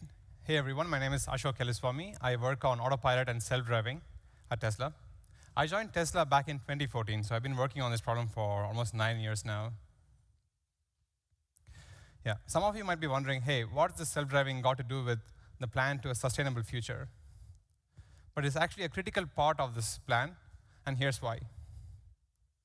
Currently, when the car is not being used, it is sitting idly in parking lots, not doing anything. But when autonomy is truly unlocked, this car, instead of being idle, can go serve other customers. This fundamentally reduces the need to scale manufacturing to extreme levels because each car is being used way more. But this is no trivial problem. Building a scalable self-driving system is, I think, one of the hardest real-world AI problems out there right now. Nonetheless, we at Tesla have made significant strides in making one of the most general systems at solving this problem. There are three main parts to get right to build a scalable problem. First is the architecture of the AI system. Second is the data. And third is the compute. We'll start with the architecture. At Tesla, we are betting on AI, machine learning, neural networks to help us build a general vision and planning system. In the early days, we used to have single camera, single frame neural networks that produce some outputs. These were stitched together in some post-processing steps for the planner. But this was very brittle and was not leading to great success. So what we did in the last few years is transition most of our stack into this multi-camera video neural networks. These neural networks take in the live feed from the car in real time of the 8 cameras in the car and produce a single unified 3D output space. There are many tasks that we produce, such as the presence of obstacles, their motion, lanes, roads, traffic lights, what have you. This is one example output that you're seeing here. This is from our occupancy network that predicts the positions of obstacles and their motion. You can see that it precisely captures the swervy, violent motion of this truck next to us. And this helps the planning system to avoid a collision with this object. Some of the tasks, such as lane connectivity, are more complicated to model using naive methods in computer vision. So we don't stop at the computer vision techniques, but we reach out to techniques in other areas, such as language modeling, reinforcement learning, to model this task. This is similar. These networks use similar techniques, such as transformers, attention modules, autoregressive modeling of tokens, similar to what large language models like ChatGPT do out there. With such an end-to-end system of solving perception, we have really removed the brittle post-processing steps and produced high-quality outputs for the planning system. Even the planning system is not stuck in the old ways. It is now starting to use more and more AI systems to solve this problem. The neural network-based planners are needed especially in complicated urban planning when there's a lot of other objects interacting with us. This is, for example, an intersection where we have to turn left while yielding to crossing objects and to the pedestrians crossing the road. We have to do this both safely and smoothly while respecting everyone's right of way and preferences. If this was done naively, each configuration would take 10 milliseconds of compute, and there are easily thousands of configurations to reason about. This would not be feasible using traditional compute. But using AI, we have packaged all of this into a 50 millisecond compute budget so it can run in real time. The second big piece of this puzzle is the data. This is where Tesla has a unique advantage because it can tap into the fleet to access the exact data that can fix the problems. But raw data is not sufficient. In order to train these networks, you need labeled data. You need labels to supervise the networks. And if you only depended on the human labelers, this data would be too tiny to train these large multi-camera video modules. We need lots and lots of data to train these networks. Hence, we have built a sophisticated auto-labeling pipeline that collects data from the fleet, runs computational algorithms in our data center, and then produces the labels to train these networks. Here, you are seeing a 3D reconstruction that is happening by collecting various clips from different cars in the fleet and assembling them, all of them together into a single unified representation of the world around the car. You can see all the lanes, the road boundaries, curb, crosswalks, even the text on the road being accurately reconstructed by these algorithms. We don't have to stop at this kind of reconstruction. Once we have this base reconstruction, we can build various simulations on top of it to produce an infinite variety of data to train for all the corner cases. We have a capable simulator that can synthesize adversarial weather, lighting conditions, and even the motion of other objects to test all the corner cases that might even be rare in the real world. Here's an example of why this data is critical and how we can solve problems using data. So back in the days, for example, in this case, we had some false braking where we thought this car that's actually parked there was going to move into our path, and hence we were precautiously braking. But it is unnecessary because the car is truly parked. So how can we solve this? What we did was we mined the fleet for similar cases where the car had false braking due to some parked car. We added 14,000 videos to our training set. And then once we train the networks again with this new data, it now correctly understands that, okay, there is no driver in this car, hence it must be parked, so then there is no need to brake. And this is a systematic way to solve problems. On the chart on the right side, you can see that every time we add data, the performance improves. And then we can do this for every kind of task that we have in our system. And this is what we call as data engine. We identify challenging cases, such as the one you saw earlier. And there could be other different types of challenging cases too. We mine the fleet for such data, put it through our auto-labeling system, and produce the labels, add it to the training set, and once we have the newly trained models, we deploy them to the fleet. If we rinse and repeat this process, everything gets better and better. The final critical piece is the compute.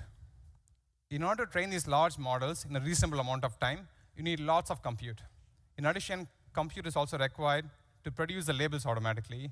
This is just compute in our data centers. In addition, we also have high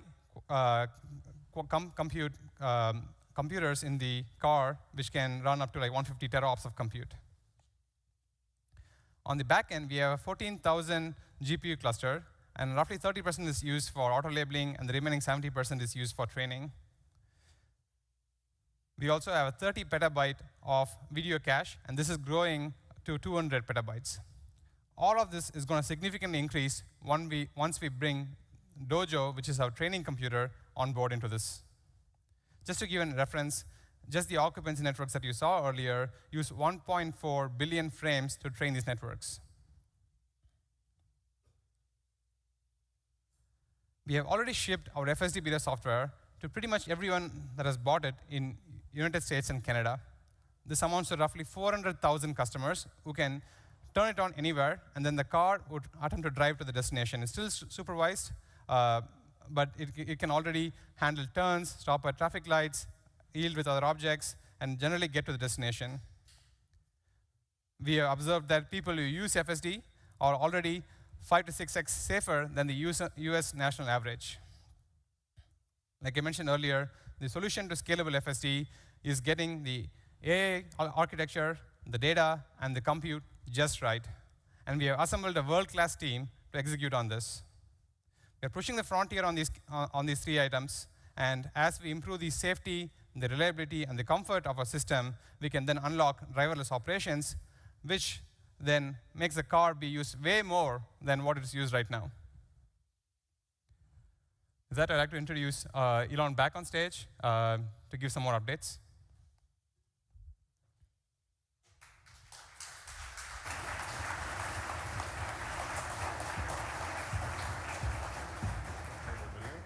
Yeah, this next slide is video.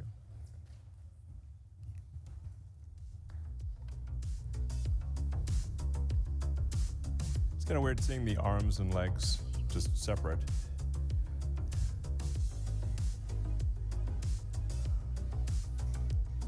We have a whole lab full of arms and legs.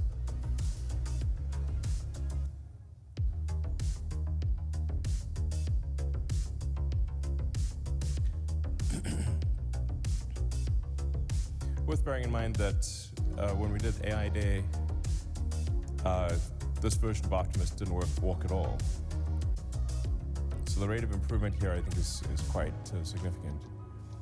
It's obviously not doing parkour, but it is walking around, and we have multiple copies, I suppose, of Optimus.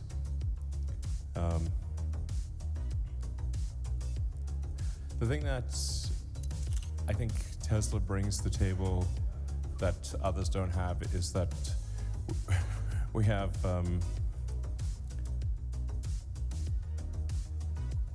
the real-world AI. We're the most advanced in real-world AI. So the same AI that drives the car, which you can think of the car really as a robot on wheels, and this is a robot on legs. So as we solve real-world AI, and I don't think there's anyone even close to Tesla on solving real-world AI. That same computer and software goes into Optimus. So it's not that helpful to have a humanoid robot if you have to program every individual action. It needs to be able to walk around autonomously and solve tasks. You should be able to instruct it in simple things by showing visually what the robot needs to do, or just telling it what to do. So, so I think that's a key advantage that we have. And then we also are good at designing things for manufacturing, and then manufacturing itself. So the actuators in Optimus are all custom-designed Tesla actuators. So we designed the electric motor, the gearbox, the power electronics, obviously the battery pack, and everything else that goes into Optimus. We were quite surprised to find how little was available off the shelf, because there's a vast number of electric motors, gearboxes and whatnot that are available in the world, and we found none of them were useful in a humanoid robot, literally none. So you have to custom design the actuators for a humanoid robot. And so the same team that designed the groundbreaking electric motors that are in the Model S Plaid designed the actuators in the robot. So, I mean, for practical purposes, what this means is that we should be able to bring an actual product to market at scale that is useful far faster than anyone else. And assuming that the things I'm saying are true, or at least you can put it, I think they are true. It's just a question of the timing. You start getting into interesting questions of like, what's the ratio of humans to humanoid robots? I think it might be greater than 1-to-1.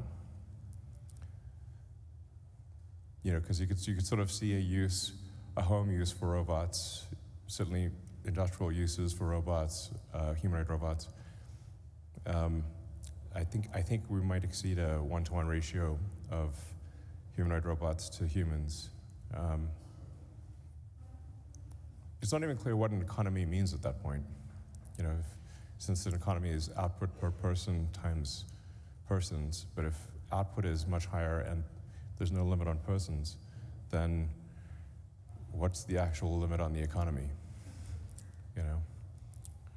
We're still pretty far from Kardashev scales here, but we're getting there. So anyway, it's probably the least understood or appreciated part of what we're doing at Tesla, but will probably be worth significantly more than the car side of things long term. So charging. I think Rebecca's next for talking about charging. Charge.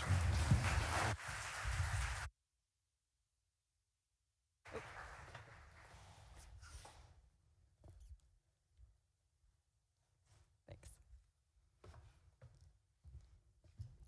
Hi there. My name is Rebecca Tanucci, and I lead our charging infrastructure teams here at Tesla. And at Tesla Charging, we have understood since day one that a great charging experience is the linchpin to electric vehicle adoption. And that understanding has meant that we've always taken a holistic approach to charging. That's a word that you've heard a lot here today, but what it means for charging is that we've considered every use case. We think a lot about what it means to charge at home, even if that home is an apartment or condo. And we spend a lot of time thinking about what does it mean to charge away from home, including if that's for daily commuting or if you're going on a road trip. And this holistic approach has led to some pretty incredible results. In 2022, we provided 9 terawatt hours of charging across our various charging methods. Over 50% of that was supplied via convenient AC home charging. And when our customers are away from home, they can visit one of our 80,000 charging points. That includes 40,000 of our beloved superchargers. Now, getting here has meant that we've spent 10 years building charging infrastructure when basically no one else in the industry would do it. And while we certainly have a lot of areas that we want to improve, those 10 years have afforded us the opportunity to get pretty good at charging. First, we have the industry's lowest deployment costs. Our costs are often 20%, if not 70% lower than alternatives, and that goes for both our supercharging hardware and deployments and our AC charging product lines. A lot of reasons that we're able to achieve this, you've heard a lot of them here today. We're vertically integrated, we manufacture and engineer all of our own charging equipment. We share components across our different product lines. And on the supercharger side, we also install and operate all of our own sites. And that's led us to be pretty obsessed with finding new ways to innovate around installation. As an example, we have recently extended our excellence in manufacturing to how we build supercharger sites. We are pre-building 4-post supercharger units at our factory in New York. We load them on a truck, we truck them to site, and then we crane them into position. This method saves us 15% on our deployment costs, and we can install a site in a matter of days. Once we install a site, we also operate it really efficiently. Over the last few years, we've been able to cut our per kilowatt hour cost by 40%. Again, a lot of reasons for this, but one at the top of the list is we've focused on increasing our site utilization. Site utilization is just how many sessions or kilowatt hours can we push through a site or a post. And basically doing that allows us to spread our cost over more sessions, thus lower cost per kilowatt hour. But of course, that's easier said than done, because when we push up site efficiency, of course, the risk is that we have a poor customer experience and we have wait time at our sites. This is where Trip Planner comes in. Trip Planner is our in-vehicle routing or navigation system. Other electric vehicle manufacturers, well, some of them have vehicle-side data. Other infrastructure providers have site data, but at Tesla, we have both. And what that allows us to do is to use Trip Planner to route vehicles towards available sites and away from congested sites so we can balance our utilization without risking wait time. And the results speak for themselves. Over the last few years, we've been able to drive up site utilization by 30%. That means lower per kilowatt hour cost, while also cutting our wait time in half.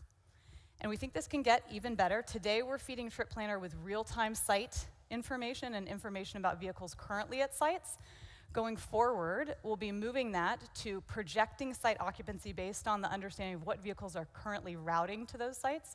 And ultimately, our vision for Trip Planner is that it's the air traffic controller for electric vehicle charging across all infrastructure on a global basis. And the last thing we focused on to get here is quicker charge times. We're really proud of what we've been able to accomplish here. We've shaved off 30% of our charge time, average supercharging site time, visit time over the last few years. This has taken improvements on the hardware side, with our software, on our vehicles, and on our infrastructure, and we're really excited to continue pushing this trend down. Looking forward, the job does not get any easier. As you heard earlier, we aspire to a fully electrified global fleet. That fleet, from an industry standpoint, needs 9 petawatt hours of charging on an annual basis. And while Tesla charging certainly doesn't have to supply all of that, it does require that, for our part, we have a few new focuses in order to scale.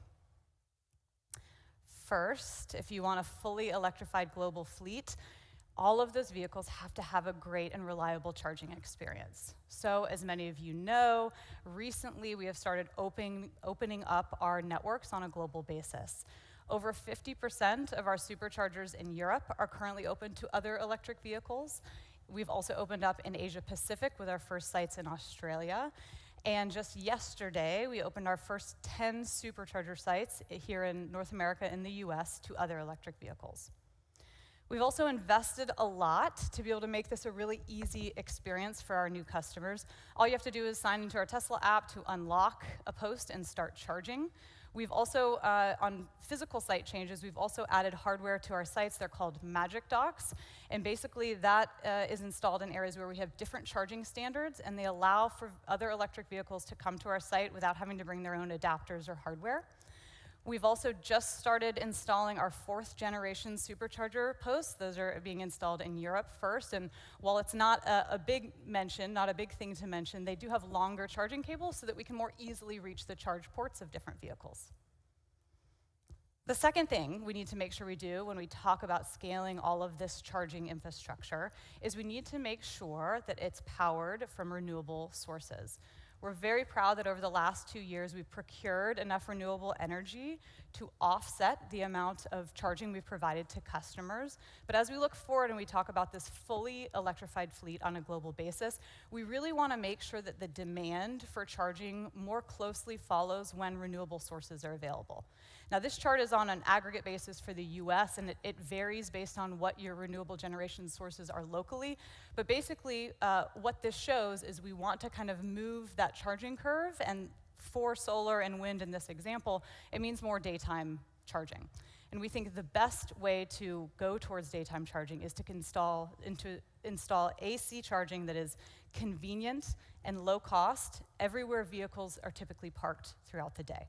So that's really the plan. While supercharging and home charging definitely stay a big part of the puzzle, our teams are currently scaling to install AC charging everywhere vehicles charge during the day so we can power them from renewable sources. So summing it up, while we've spent 10 years installing infrastructure that is low cost, it's efficient, and it provides a great customer experience, we're really just getting started when we talk about supporting Master Plan Part 3. We've got to scale capacity on an industry-wide basis to 9 petawatt hours on an annual basis. We've got to open up to non-Teslas and make the charging experience for everybody really great. And we've got to power all of this via renewable sources. And one more thing, yes, we've got to scale our infrastructure, and yes, we want to power it via renewable sources, but we're Tesla. So we also want to make sure that we're continuing to focus on providing really incredible charging experiences. With that, I want to welcome up our leaders of supply chain, Roshan and Karn, to talk a little bit about that topic.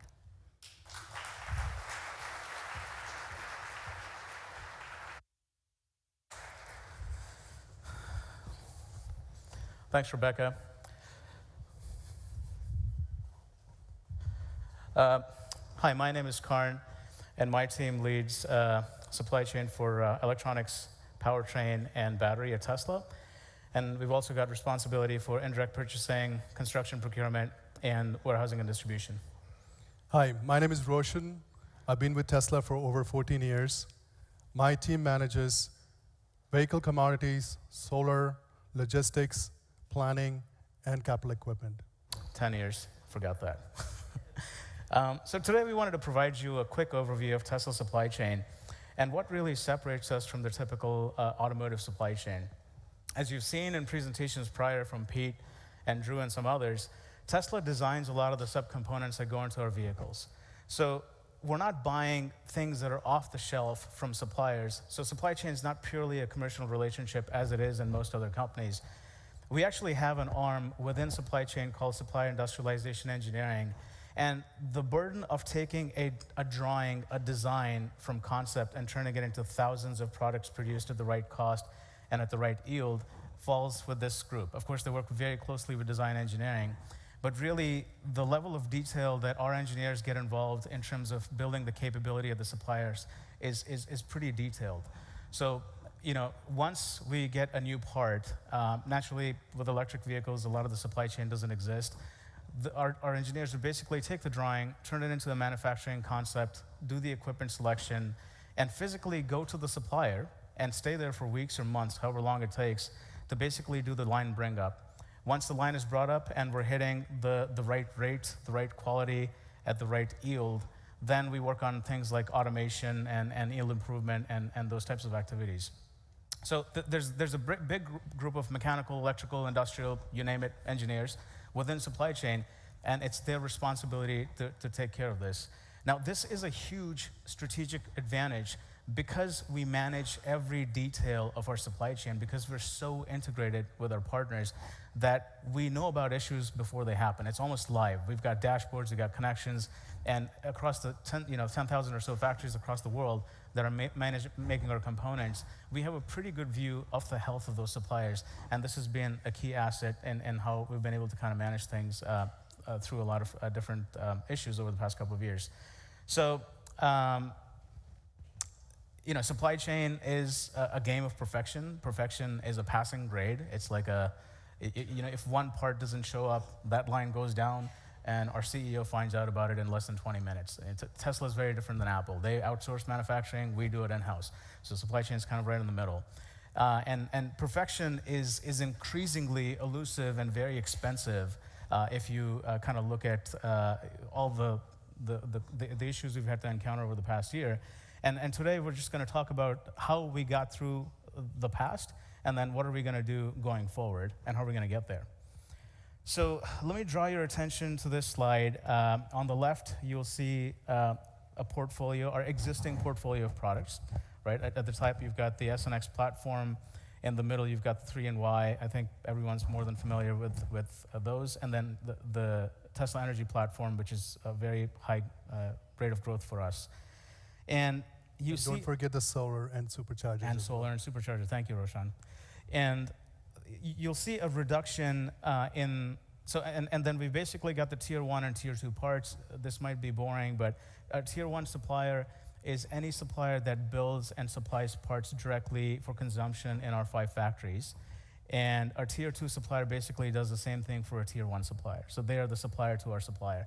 And depending on the supply chain of any one of these products, this can actually go down to the tier 6 level. So for example, if you're talking about the battery cell, we really get involved with the mines of like where we're procuring the lithium, the cobalt, and all that sort of stuff, because we're procuring such high volumes of it.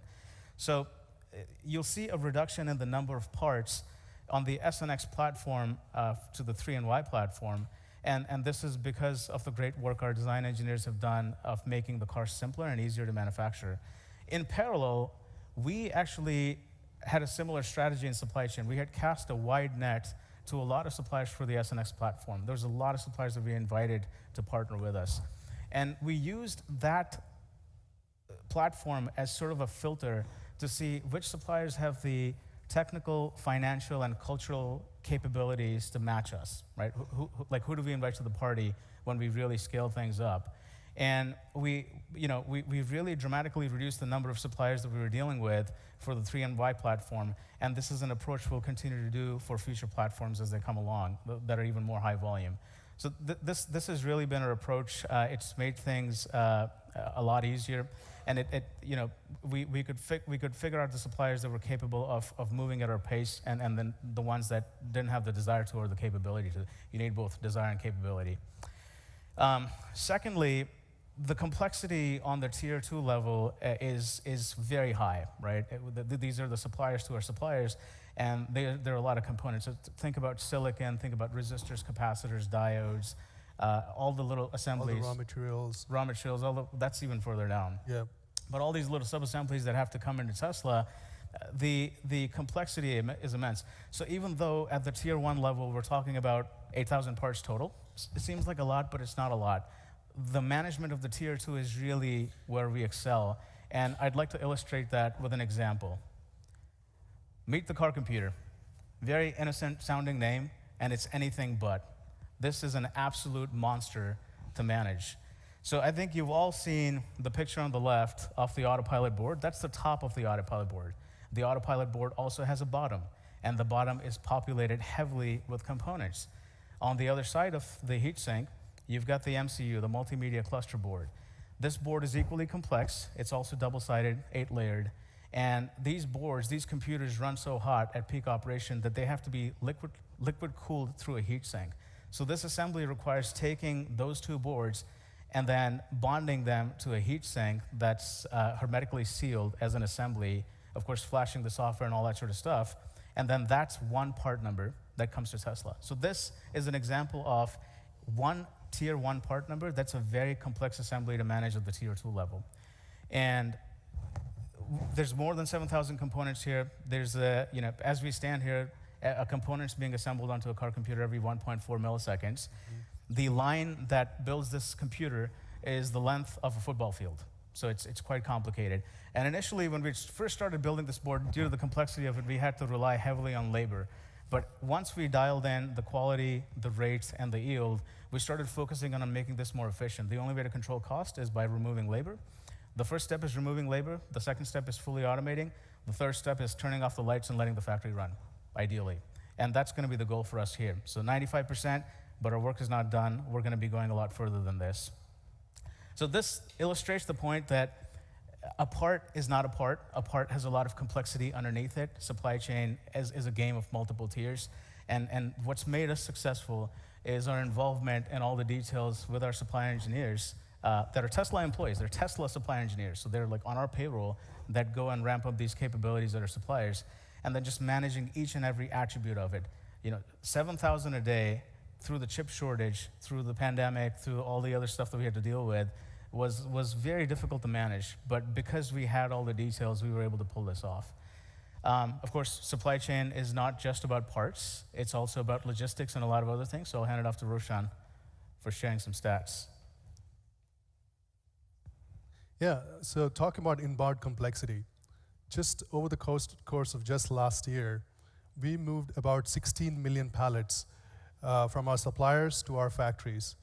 Just to visualize that, if you put those pallets side by side, it could cover the half the circumference of the Earth.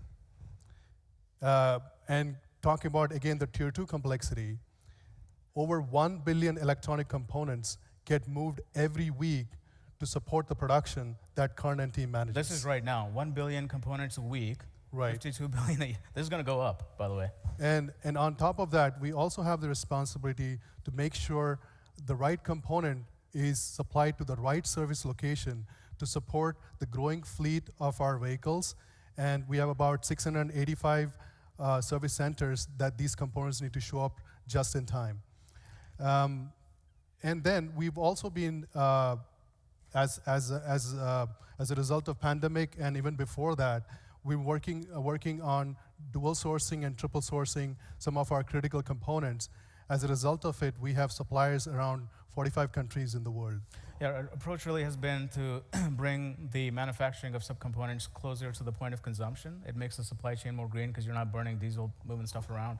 And it also gives us the security of supply of having multiple sources in case one factory gets taken offline. And that's how we got through pandemic also. Yep. So last 3 years were incredibly hard. Karn and I used to look a lot younger pre-COVID. But on a serious note, pandemic really changed the game of supply chain management. We were just not being a regular supply chain person. We were rolling up our sleeves and negotiating with state governments, city managers, mayors to help kickstart our suppliers to restart their operations. There are some really inspiring stories where our supply chain team really fought hard to make sure that the factories don't go down. And it's also a testament to the resilience of our supplier partners. Having said that, it was not all about resilience and never give up attitude. We had also laid the foundation of having dual sources, and also, in many instances, we had many, things that we had simplified, the parts that we had simplified, the supply chain design that we had simplified, due to which we were able to get through the pandemic in much better shape than rest of the automotive. It forced us to adapt. Right. We encountered issues one at a time. It was really a team effort. We heavily relied on the government relations team. You literally had to, the COVID pandemic, as you're aware, happened in different countries at different times. but unfortunately, you need all the parts to make the car. So at any given point, there was one factory that was lying down. There was one jurisdiction that was being, that didn't want to. They wanted to shut down a factory because you had an outbreak. So learning the rules, understanding, coming up with argument points, leveraging the team, and getting those. It was a difficult but good experience. Exactly. We learned a lot. Yeah, and as we were just figuring out to work with COVID, then the port congestion hit on the West Coast. Logistics lead time went up by twice the amount, and we were operating with less than 35% accuracy in the system. That means at any given point, the ETAs of the vessels were 75% off. So we figured out how to work with that, and then the chip shortage hits. Yeah, the chip shortage. That was a nightmare. But we got through it. I mean, I think it's a testament to the tenacity of the team and the resilience of our supplier partners. It's mostly behind us, and I think the results speak for themselves. Tesla was able to grow production volumes at a time where the rest of the industry had a hard time staying flat. I think they shrunk, actually, cumulatively. And we were often asked the question, how do we manage through it? And the answer is very much kind of baked through the presentations today. First, we design our own electronics. So in order to control cost, we really had to go and build relationships with all the tier 2 suppliers to negotiate them directly. So these relationships were formed, over 10 years ago, and we've really gotten to know them well. So when a shortage hit, we knew, who to escalate to, who to call, who to ask for help, and really kind of swarming the issue at the point of constraint. So the best team, strong relationships with vendors, and then we also have a pretty sophisticated capacity planning function. Tier 2 capacity needs to come on earlier than Tier 1 capacity. Tier 3 capacity has to be even earlier. And our team does a very good job of having that strategic alignment with all our partners to make sure that the capacity is ready before we need it. We're a mission-based company. Our goal is to put as many EVs out there. We did not let the pandemic phase us. We were full throttle. And it was pedal to the metal in terms of our demand signal. That also helped. The silicon industry has very long lead times. They invest billions of dollars in sophisticated fabs that take years to build. So that stability and demand is something they appreciated, and it's something that is very, very much a Tesla thing. So this was looking back, right? This is how we got here. This is how we got from 0 to 40,000 cars a week. Let's talk about how we get to 20 million. So the question gets asked, is Tesla going to basically break the chip industry if we grow to 20 million vehicles? The answer is no. But let me walk you through a logic on that. So as it stands right now, a Tesla enabled with a full self-driving computer has 4 times the silicon content of a regular vehicle. So at about the 2 million run rate, we're consuming about 700,000 12-inch wafer equivalents. That's the industry term that's thrown around for capacity in silicon. That's how much we're using, so a little bit below 1 million. And the global wafer capacity, based on the estimates we've seen, is about 135 million. So we're about 0.5% off the industry. Not a lot. Now, if you get to 20 million, when we get to 20 million, and if we don't make any simplifications in terms of part count, which is also a separate work stream, I think Colin talked about it, Pete talked about it, we're not going to have all these different components. We're really going to simplify the architecture because simpler is better. But even if we don't do that, and we take the most pessimistic case, we're going to need 8 million wafers, okay? And the industry is going to scale to 200 million by that point. So still, we're less than 5% of the market share. And if we run the same offense we ran all along and continue to work with our partners and invest in fabs and invest in capacity, we'll have the capacity ready by the time we need it. So I really don't see this as an impediment from a supply chain perspective to get to 20 million. Now, I would like to talk about a page that we took out of the electronic playbook and applied it to the mechanical side. Our vehicles use currently the heat pump-based technology for the thermal system. But before heat pump, our vehicles used to have a dispersed thermal system connected by hoses. Engineering was inspired from circuit boards and then created a system which was extremely integrated, where 60% of the system was the size of a basketball, where it contained about 100 components, 50 sealing interfaces, and several different manufacturing processes, all were packaged into this tight size. Now, why are we talking about this? Well, we launched this system right during the outbreak of the pandemic in Model Y.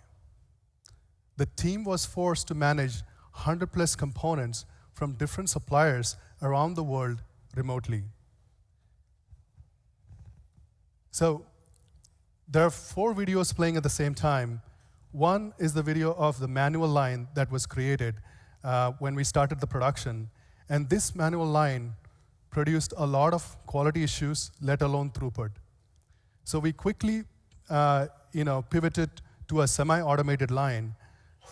But in spite of that, although the throughput was great, the quality issues sustained. So our team decided that fully automated is the only way to go. So before we automate the line, we created a 3D simulation. Now, not many companies or teams have this capability, where at this point, now when a part gets spec'd, we have the ability to create a 3D simulation of all the complex subassemblies that would be involved in making the part, and tell the suppliers exactly what equipment to purchase, what to test, and create an end-to-end line in simulation. And that's what we did here. So with the help of the simulation, we had a very detailed subassembly cell, which was juxtaposed with the supplier's factory layout. And then we, after a back and forth of iteration and optimizing the processes, we implemented this fully automated line in less than 8 months. And the results were remarkable. 99% reduction in labor force. So a line that would need 1,000 associates to build the super manifold in full volume now just takes 10 associates. And the quality also went up by an order of magnitude. We have a defect rate of less than 0.005%, and a super manifold rolls out every 7 seconds because we have created many automated lines. And these factories are the size of 2 football fields, by the way. Roshan had to one-up me on that one. 99% 2 football fields. So why are we talking about this? In a world where labor costs are increasing, labor participation is decreasing, there is a huge turnover, and the cost of implementing automation is going down by 3x in the next 10 years. This is how we are thinking about complex assemblies, and we are going to push this type of thinking into our supply base more and more, who will be building our complex assemblies. This is the only way we think we can confidently scale to the 20 million vehicles target. To summarize, we have laid the foundation in getting ready to execute Master Plan 3. Our strategy is supply chain design simplification. We are going to make sure that we have more control into the tiers of the supply chain. We are going to grow responsibly and sustainably with our long-term partners, and we'll automate. Yeah, I'd say going from 0 to 40,000 cars a week was tough. I mean, it took a lot of trial and error. It took a lot of learning. There was a lot of pain. There's a lot of mental scar tissue, as Elon calls it, through that process. But now that we're at that level and the foundation is set, going from 40 to 400 is not it doesn't really faze us. We have a capable team. We've got capable external partners that have gone through hell with us. Our leadership team is galvanized behind the mission, and we're going to get it done. So I'd like to thank you for your time and hand it off to Drew and Tom for the next presentation. Thank you.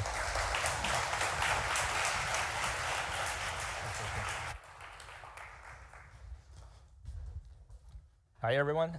My name is Tom Drew. I'm now responsible for global production and sales and delivery service. I joined the company back in 2014, and I've been running the company's business in Greater China and APAC. Today, I'm representing all the gigafactories and talk about how we can make more cars and faster. So right now, we have 4 vehicle factories on 3 continents that serve our markets. The total number of manufacturing employees is over 65,000. This is also including our amazing team in Reno. They are making powertrains, battery packs, and drive unit for our vehicle factories.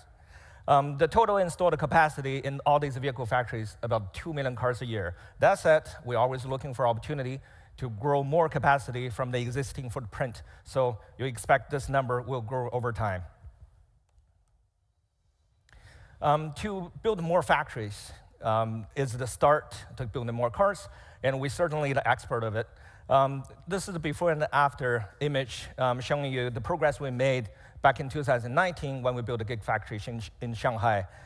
So in 9.5 months' time, we built a greenfield project to establish the vehicle factory. And 3 months later, we started to deliver our first customer vehicle. People always ask me, how Tesla can build a factory that fast. Really, we learned from our Fremont factory a lot. We talked to the survivor from the production hell and tried to avoid all the mistakes we made. We decided to design a straight line with the minimum number of up and downs and turns for easier manufacturability and easier construction. We also challenged all the assumptions that people ever know to build a vehicle factory. When we delete and simplified all the redundancies and the buffers, that's helped us to save a lot of time. Also, we have a very strong in-house construction team in Tesla. If there ever a job cannot be done by others better, and we bring this in-house. So we have this in-house construction team, have a full control over all the activities on site, from design, engineering to construction, site management. So this team didn't just build Giga Shanghai, they also built Giga Berlin, Giga Texas, and Giga Nevada, they're really the hero behind the scenes. Like Lars shared earlier, going forward with the new platform, the more modular design and densified Gigafactory, we'll be able to make more cars from even reduce the footprint. That also means we can build more factories at the same time. With the joint effort of all manufacturing teams around the globe, I'm happy to share, early this morning, we hit the 4 million mark for total Tesla ever built. And the 4 millionth vehicle actually built in this factory. When you took a tour on our shop floor, you probably walked past it. All right. So it took us 12 years to build the first million vehicle, and about 18 months to build the second million. The third million took us 11 months, and just shortly, less than 7 months, we built the 4 million cars. So we're getting better and faster. Exponential growth. Really kudos to the team. So, what it takes to ramp a Gigafactory? Well, if you have 600 robots, 10,000 trained employees, or 5,000 human and 5,000 Optimus, and hundreds of processes, you can do it. Sounds simple, but it's extremely hard. So there's two key metrics that we predominantly focused on. It is the overall equipment effectiveness and the cycle time. In Tesla, we're setting the passing grade for our vehicle factories with 90% OEE and 45-second cycle time. What that means, the OEE really evaluates the equipment uptime, the machine performance, and the quality. Simply put, this is the actual production time on a good quality product versus the planned productive time. The higher, the better. The 45-second cycle time, that means you expect every 45 seconds there's a car running off the final assembly line in the factory. And the faster we ramp, the faster we can get the economy of scale. If you look at the chart on the left, Shanghai be able to significantly drop our labor hours per car during the ramp. The little dip there has happened in the last Q2 2022 because of the COVID shutdown. And on the right is the Fremont Model Y shop. Even this is a 6-year-old facility, the team there still be able to optimize the material flow, eliminate all the single point of failure, and drive higher output, hence reduce the labor hours. And actually, this factory keeps setting a new record. Yesterday, they just had a new factory daily record. Congrats, Fremont team.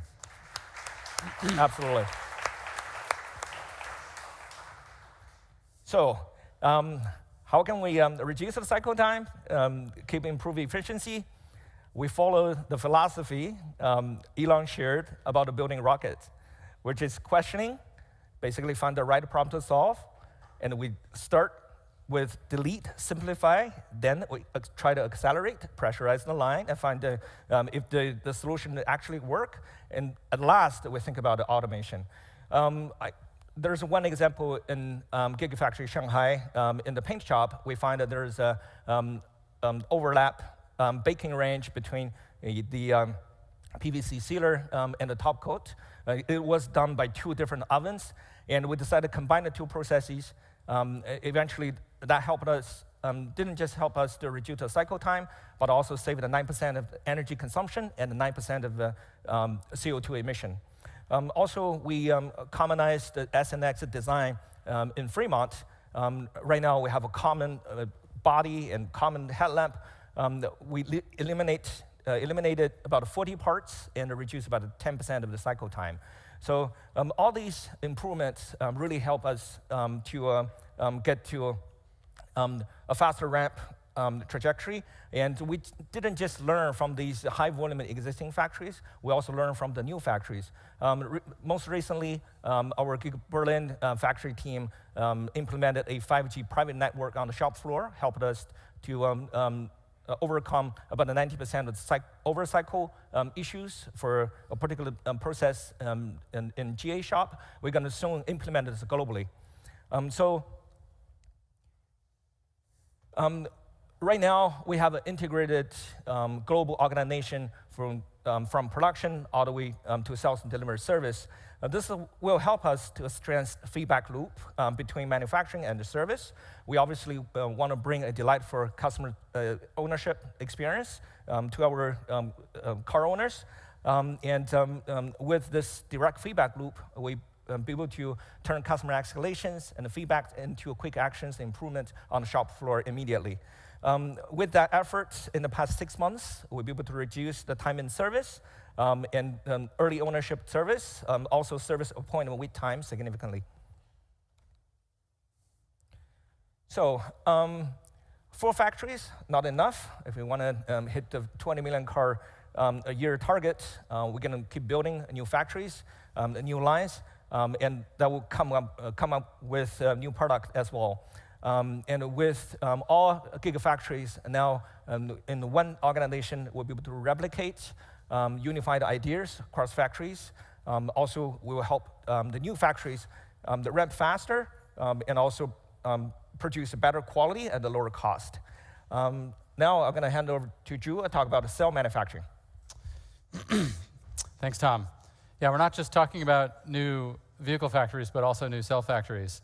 And we're going to talk about how we follow the same model when we do so. But first, I thought I'd just provide a little bit of an update on cell production. So remember Battery Day, we showed this video with the spoon and how we went from dry powder to film. Let's just say there's no spoon now.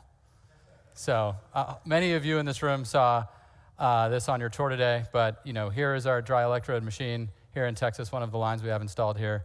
Fully automated, no spoon, from powder and foil in to coated electrode out. From a peak productivity perspective, per tool perspective, this is over 20 times the productivity of the tools that we showed folks on the tour in Cato back in Battery Day. So we've made a lot of progress on one of the key parts of the cell manufacturing process. And we've also continued to focus on refining the way we make cells and the factories that the cells go inside. As you can see on this chart, from typical 2170 cylindrical cells to 4680, we made a huge leap, which is basically a 5x reduction in the factory footprint and volume and footprint. And then going from what we did in Fremont and our pilot line to Texas, we improved further, and we're improving again when we go into Nevada. And what this actually represents is a series of actions taken by a very integrated, holistic design team across the product design, the manufacturing design, the process design, the equipment design, and the facility design. They all need to work together to make this happen. And you can see on the bottom, just as an example of simplicity up, investment down, and scaling up, parts We've reduced the number of parts in the cell, the number of processes, significant reduction in the number of processes, and collaborating with those 5 design groups, we've been able to end up with a factory that's 10 times smaller volumetrically, which means it's faster to get built. It's much lower capex per gigawatt hour output, and we can go and scale, to our objectives of, 240 total terawatt hours, 1 terawatt hour a year of stationary storage and 20 million vehicles a year, with the scalability that is required to achieve our goals. And we're not just looking at the cell factory itself, but also upstream materials where necessary. What you see here is the rendering of the 50 gigawatt hour a year Corpus Christi lithium refinery that we've already broken ground on here in Texas. The facility will start commissioning by the end of 2023, this year. This is a good example of something where we're basically talking about breaking ground and starting commissioning within 10 months, and with actual production within 12 months. That's the target, similar to what we did in Shanghai. Again, the result of collaboration and internal execution of construction in partnership with local communities. This site is 30 minutes from the Corpus Christi port. It's located directly on rail. The process route we're taking is a direct soda ash leach of the input material, which means there's no acid roasting. We don't have any of the sort of waste products associated with an acid roasting step. We're designed to consume lithium spodumene, which is a very commonly traded lithium rock, but it is flexible to other feeds from primary and secondary sources. And similarly, we're working on our cathode facility here in Texas. Maybe you've seen it as you're driving around, which is a 60 gigawatt hour a year cathode facility behind the main building here. 10-month build time there as well. The equipment's being installed for the first line as we speak, and we'll be commissioning starting next quarter. So we are doing this where we need to. Our plan is not to do it always. There are lots of competent companies out there, but we are also trying to sort of accelerate the pace of the industry by trying some new things that are a little bit more scalable, and de-risking certain innovations that improve productivity in terms of capex per gigawatt hour and things like that. And with that, I think that sums up our efforts on the factory side. Mike, you want to come up and we'll talk about energy? All right.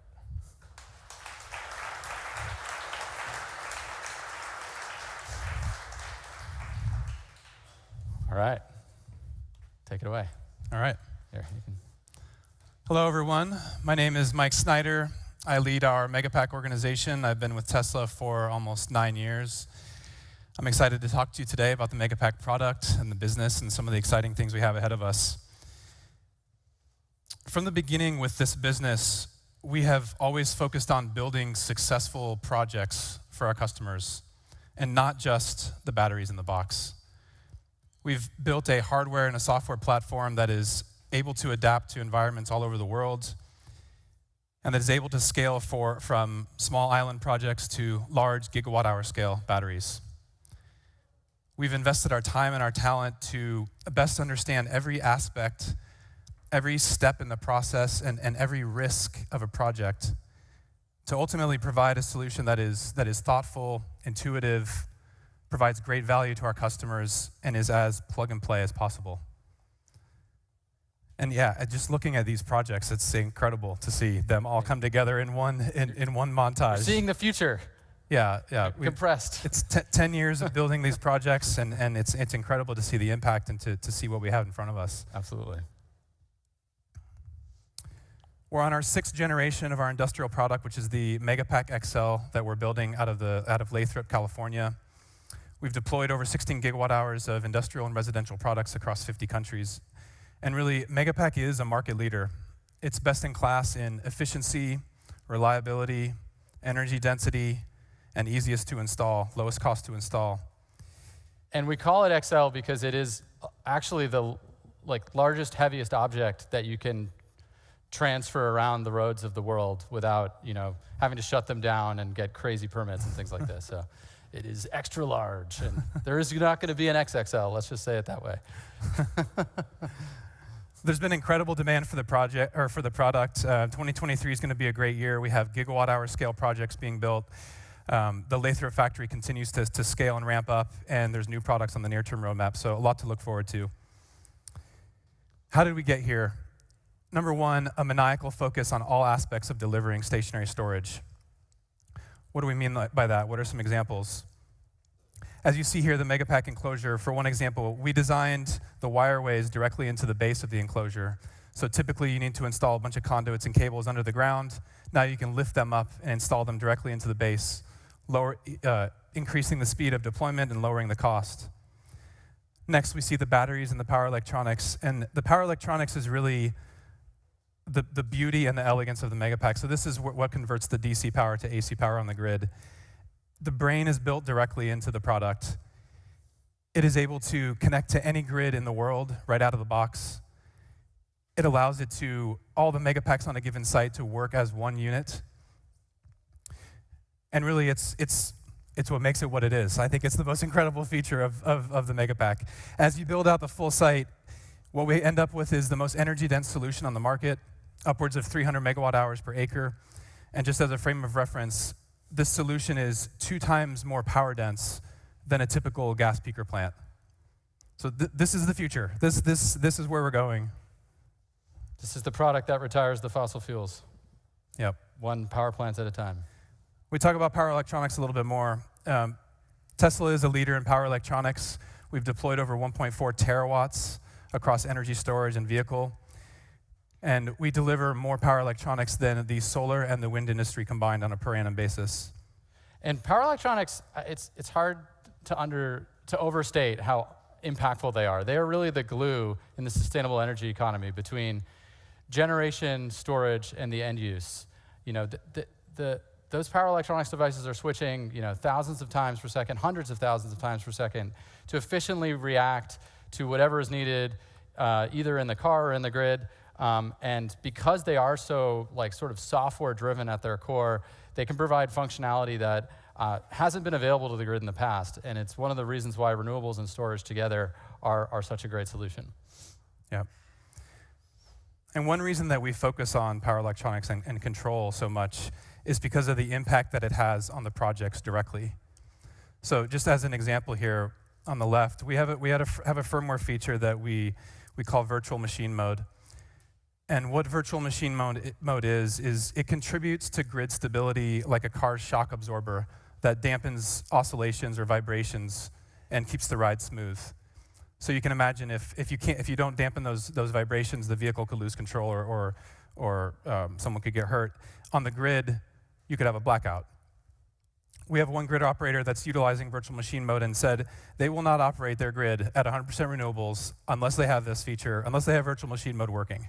Yeah, and they tried and it didn't work very well. And why is it virtual machine mode? It's like synthetic inertia, where you turn the battery power plant into, through software, behaving like it's a giant spinning machine, literally, and that inertia stabilizes the grid. Right. But you don't need a giant spinning machine. You don't need a huge fossil fuel power plant or a giant hydro turbine. You can just have the battery do it, and you can program it to whatever you need at that part of the grid, or even have it be dynamically changing as the grid conditions change. Right. And that's why we focus so much on it. We believe it's the future of how batteries are going to add value. It's going to be more about adding power stability, just as it is about energy. Yep. AutoBidder is another software feature I wanted to mention. AutoBidder is an autonomous energy trading platform that in its most basic sense is buying energy low and selling it high, and the owner can net the difference of that. But operating battery storage is actually very complex. Needing upwards of hundreds or even thousands of decisions every 5 minutes. It's much more complex than a solar plant or a wind plant or a thermal battery or a thermal generation plant. And it's mostly because of the versatility and the ability of the battery to provide so much value in different ways that these decisions need to be made in real time in order to optimize and get the most value out of the battery as it can. So there wasn't a solution that existed in the market, so we built one ourselves. In the markets we've deployed them in Australia, in Texas, in the UK, it has proven to be a market leader. We're continuing to invest in AutoBidder as we expand to new markets. Second point of how we got here, a relentless focus on speed of execution, and there's 2 points to be made here. First one is in building factories. What you're seeing here is a time lapse of the mega factory that was built in Lathrop. We took it from a JCPenney distribution center to a world-class manufacturing facility in less than 12 months, which is incredible.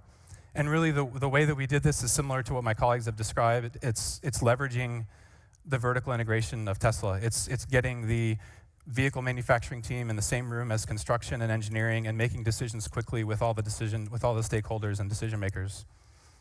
We're using the lessons learned from Lathrop as we speak, as we plan for our next factories. Second, it's about installing projects faster.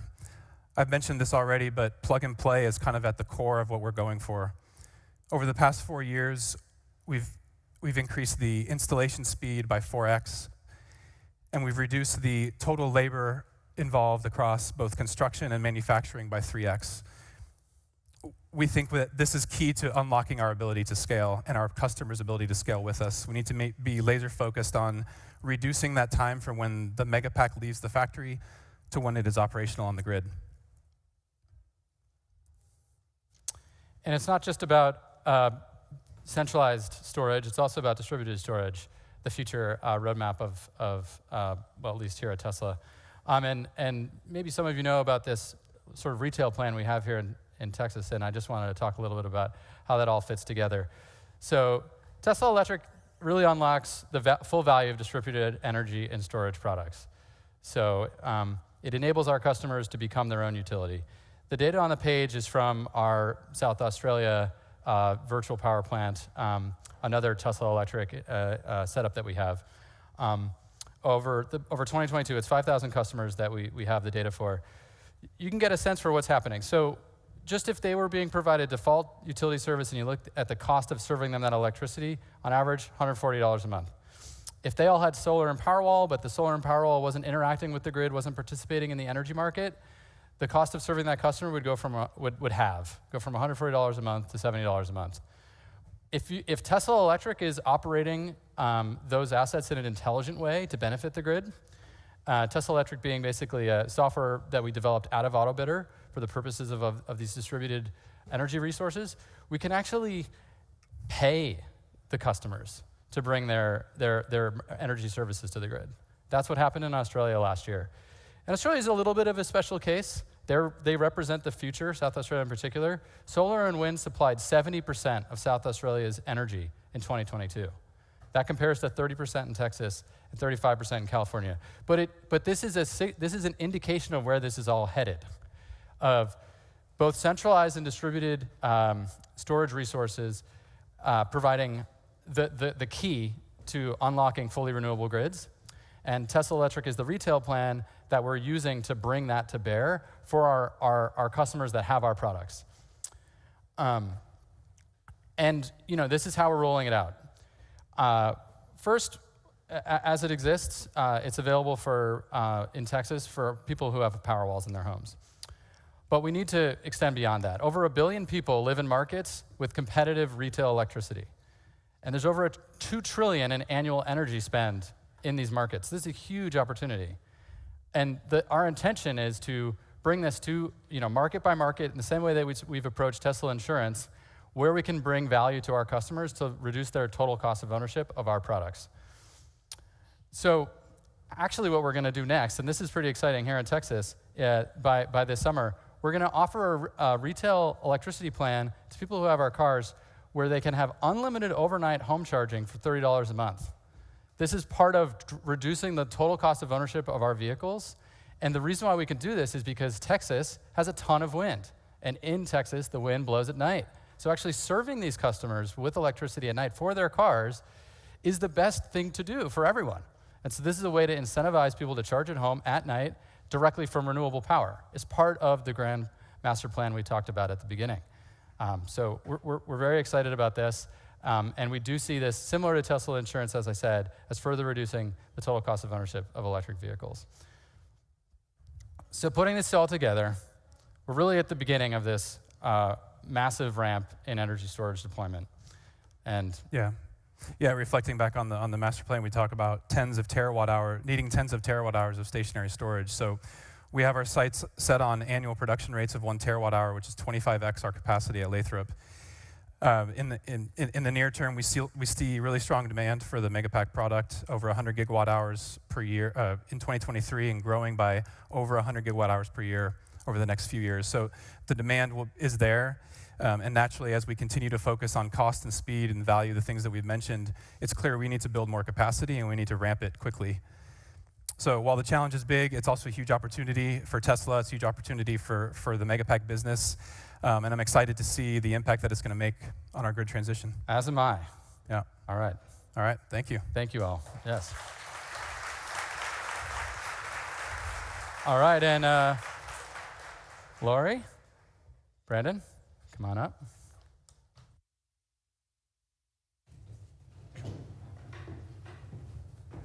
Hi, I'm Brandon with the legal team. Thank you, not just for coming, but being investors. Now, we have an active and engaged board and management team. We've met with you, and today is the culmination of that. We've heard you, which is why we're excited to share this Investor Day with you. Now, you will hear more from our board at the appropriate time, but for now, I'm excited to introduce Lori Shelby, who's going to discuss sustainability and our employees. Lori? Thank you, Brandon. Hi, everyone. My name is Lori Shelby, and I lead the Environmental Health, Safety, Security, and Sustainability team. I've been with Tesla for 5.5 years. So I'm going to talk about Tesla's impact. And of course, that starts with our awesome team members. So you've heard a lot today about our amazing products, our process, our software. You've seen lots of numbers and lots of graphs. You've also heard a common theme, and that common theme is that Tesla's team is what drives our success and makes a difference. Whether you're in our factories, in our sales, service, and delivery centers, our warehouses, or in the field, you can see and you can feel the collaboration that's happening. And you also can see the pride that everyone has in working for Tesla. So before I go on, I want to give a big shout out and a thank you for our Tesla team globally. So let's.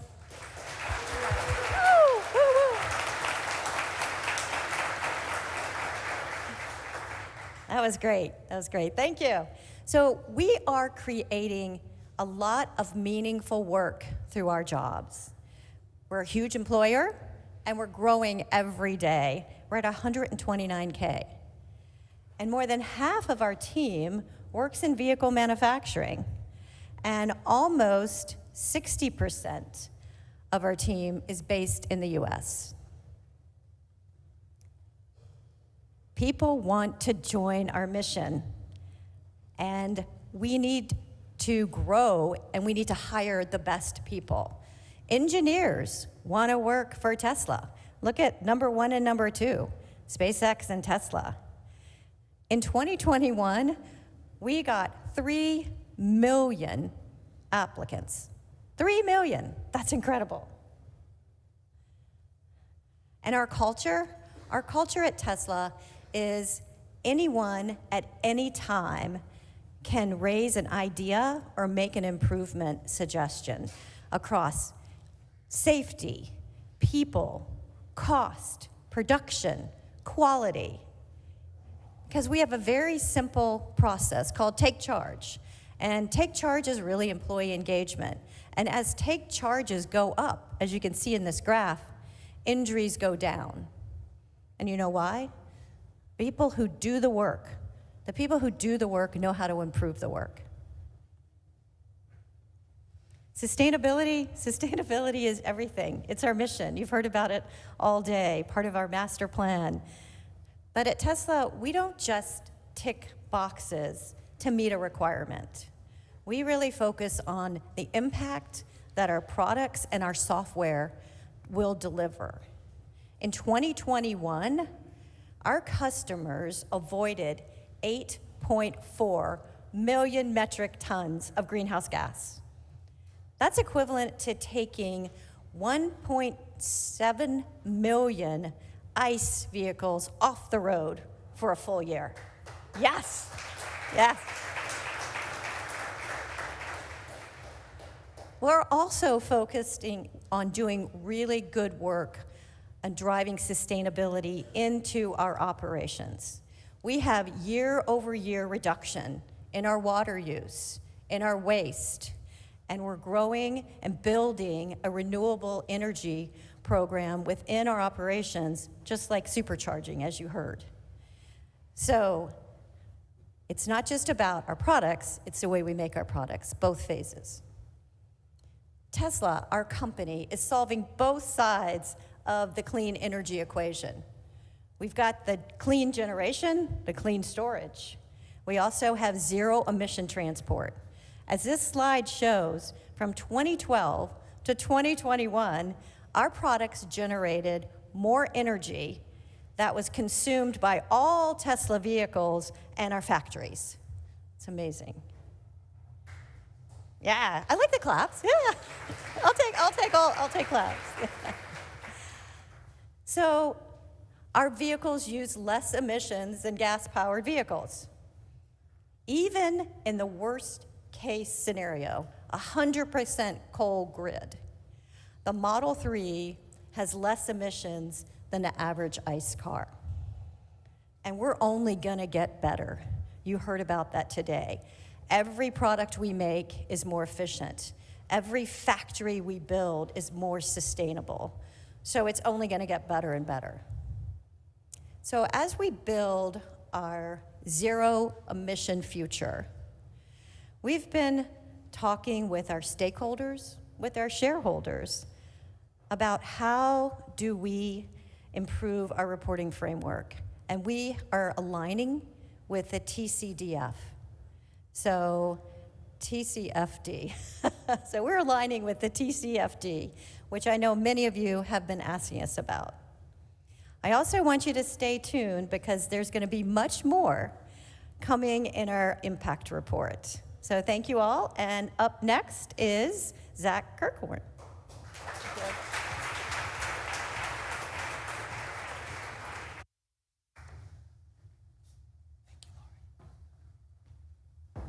Thank you, Lori. All right, so this is our last section of our prepared remarks today.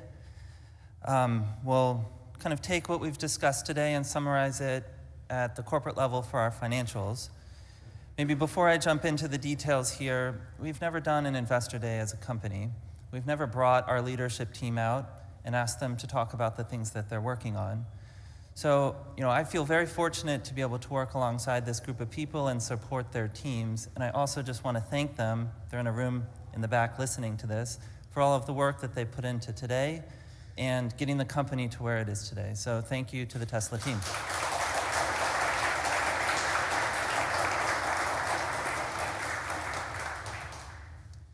When we were preparing for today, folks were asking, well, Zach, what should we talk about? And really the only guidance we gave folks is, well, talk about the things that you're working on and talk about it in the context of the master plan. And what did almost everybody talk about today in great detail? All of the work that they're doing to take cost out. Because in this industry, in this business, you survive or you die based upon the ability to manage your costs. And so I'd like to talk about cost as well. If we look at our longest running scale production product, this is the Model 3. We reached 5,000 cars per week, which was our design capacity in mid-2018. And since then, we've taken 30% of cost out of this product. And there's 2 points I want to make about this. The first is that cost reduction, as you have heard throughout the course of the day, is deeply ingrained in our culture. And I think one of the most important reasons why we are here today as a company. The second point that I want to make is that when we're working on cost reduction, it's easy just to take cost out and make our products worse. But we have to take cost out and improve our products at the same time. This is the hard thing to do, but it's the necessary thing to do to continue to move forward. And if you look at a version of a Model 3 that we've built today, and you compare it back to a Model 3 that we built in 2018, there's a long list of improvements that we put into the car while also taking cost out of the product. Cost reduction doesn't just come from one place. There's no silver bullet here. And we pushed the boundaries on volume with the Model 3 program, increasing volume 3x over this period of time. We've improved productivity. So in our Fremont factory, we are twice as productive now as we were. in mid-2018. We've made a lot of progress on overhead efficiencies and product improvements, as we've discussed, and a long list of other things, including localization, our factory in Shanghai. And as we ramp up volume and as we find efficiencies, we work with our suppliers to do the same. And that leads to material cost reductions that improve the affordability of our products. And as we look forward to our next-gen vehicle, our target is to reduce 50% of cost, and we've talked about that a bit earlier today. Going from the Model S and X platform to the 3 and Y platform, we took out 50% of cost, so the task here is to do it again. And this is very important because as we improve affordability, the number of customers who have access to our products dramatically increases. And as we link this back to our master plan, it enables an exponential growth in our volume with linear reductions in the cost of our products. The second point I'll make here is that, and again, cost reductions don't come from any single one place. And so you can see the buckets here on the vehicle side, battery and powertrain, manufacturing cost reductions, and others. These buckets are relatively equal in size. And so in order to take 50% of the cost out of the product, we have to go through everything. But more importantly than just the cost of the car up front, when we're transitioning to a sustainable economy, particularly with vehicle ownership, it's really important to think about the lifetime cost of the products. And this chart here is showing what the total cost of ownership per mile is over the course of 5 years. And we have to think about financing costs, insurance costs, the cost of power. Drew talked a little bit about that with the plants that we're doing in Texas, wear and tear and maintenance on the cars, et cetera. And we're already at a place today in the US where a base Model 3 on a cost per mile basis is less than a Toyota Corolla, which is the highest selling car in the world. And as we move towards our next-gen platform, we will continue to reduce this. And as we work on robotaxi variants of this platform, this cost will come down even further. And so this is a product that we expect to have substantially lower cost per mile than the highest volume products in the world. The next thing on cost reduction I want to talk about is operating expenses. We spend a lot of time on our earnings calls talking about gross margins and product cost. We don't spend a lot of time talking about OpEx, but I think this is one of the really important parts of our story. So since 2018, we've reduced our non-GAAP OpEx 60% as a percent of revenue and 75% on a per delivered car basis. This is quite staggering, and I want to go into the details about how we've done this. The first component of OpEx, which is R&D, the single most important thing here is that we constrain the number of programs that we work on, so minimizing the number of programs that we're running in parallel, and the key here is to maximize the revenue and cash generated from every program that we work on, and also maximize the technology sharing between the programs. So we talked a little bit about how power electronics in our energy business is shared with power electronics in our vehicle business. If we look at the SG&A side of this, I think the story here is pretty dramatic. So we're showing here a comparison of SG&A per car delivered compared to the traditional auto industry, which is both an OEM and the dealership network. And our estimates are that we're 60 to 70% lower on a per car basis. And if you turn this into dollars, this is many thousands of dollars per car. This is part of the reason why on the last earnings call, I made the comment that we think about operating margin more so than gross margin as a company, because the integration that we have here on the SG&A side, particularly with vertical integration into our dealership network, this provides efficiencies that give us a competitive advantage from a cost structure standpoint relative to other companies. The other thing that I'll note here is that this wasn't always the case. And it wasn't that long ago where these bars would be inverted. And if we go back a little bit in time, and we talk about when we launched Model 3 in the Fremont factory, we went from 2,000 cars per week, which was S and X, adding 5,000 a week to that for Model 3 got us to 7,000 cars a week. You've heard some folks here today talk about production hell. What I don't think we've ever talked about as a company is back office operations hell, which also happened at the same time. And 7,000 cars a week, 350,000 cars a year, we want to go to 20 million cars a year, and we're struggling at 7,000. And we're saying to ourselves, we have to completely rethink the way that we're managing our back office operations if we have any hope of efficiently scaling this company. And so this began a process that we're still continuing to work on today, but it's something that we refer to as the Tesla operating system. So in the same way that we're vertically integrated into the software that manages our cars, we've also vertically integrated into the software that runs our company. And all of our major departments in the company are using, not all of them yet, but almost all of them are using our in-house software. Most recently, we removed third-party recruiting software, and we're now running our own recruiting software as a company. And this matters a lot because rather than having a complex web of third-party systems that are generic solution that take a lot of effort to customize for our particular needs, we've been able to put in place with an in-house applications engineering team dedicated, lightweight software that does only what we need it to do and nothing more.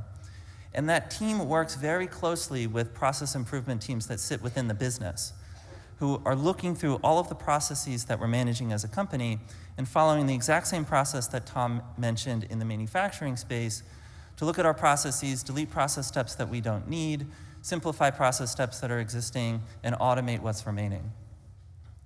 And the results of this have been quite staggering, to be frank. I think it's exceeded our expectations as well. On the left side of this chart are some examples of the efficiency improvements that we've seen within our SG&A areas as a result of this strategy. The North American sales team is 4 times more efficient now than they were in 2018. Order operations team, financial services, I mean, these levels of improvement are large, and there's not enough pixels on the slide here to list out everything, so it's just a couple of examples. And then in the same way that when we look to take cost out of our products, we want to feature up the product or improve the product while taking cost out, the same has been true with the use of Tesla operating system and that integration with our process improvement teams within the company.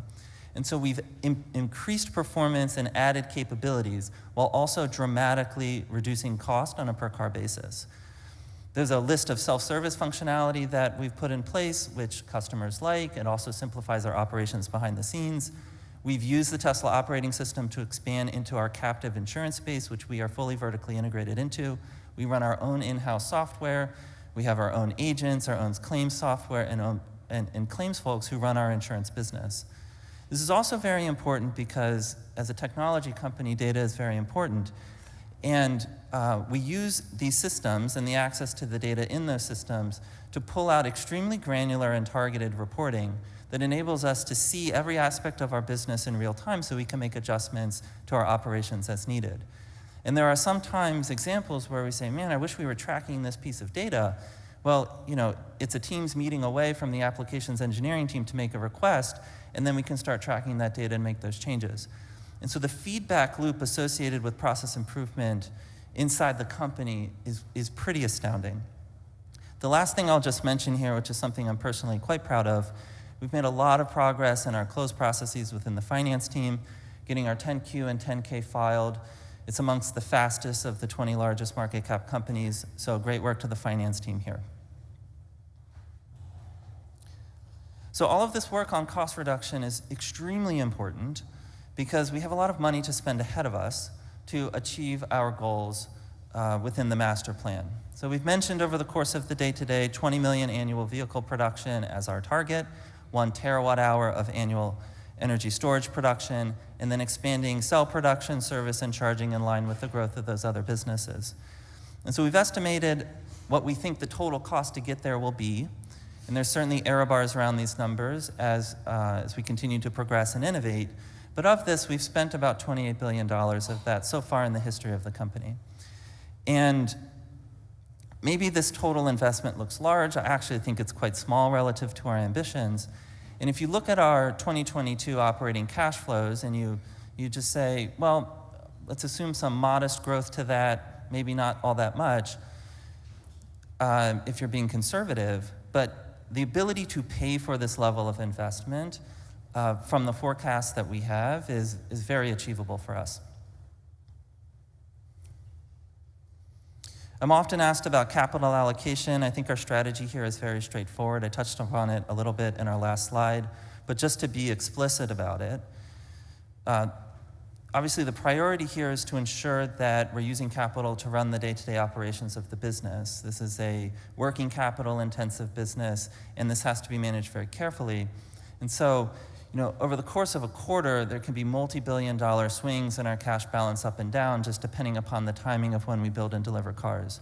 So we obviously have to have money set aside for that.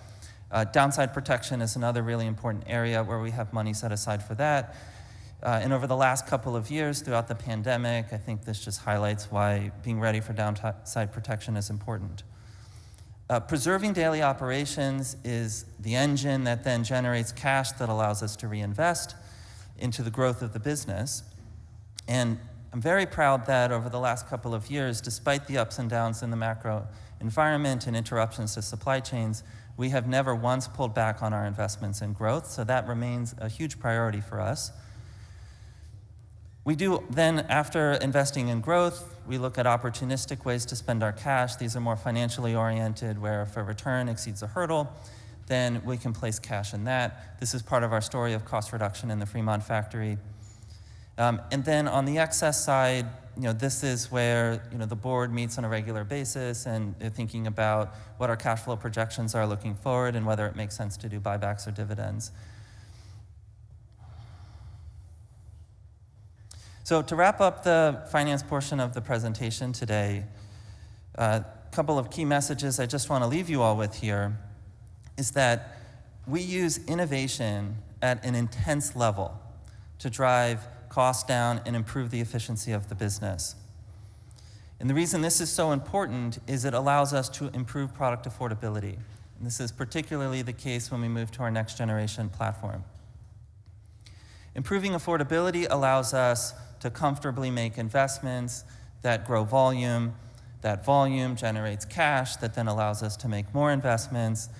And as we integrate that going forward, it's our belief as a leadership team here at Tesla that we're going to achieve unprecedented scale in the manufacturing space. And this is what's ultimately required to accelerate the world's transition to sustainable energy. So with that, this completes the prepared portion of today. We're going to take a short break, and then we'll resume with a live Q&A. Thank you all very much.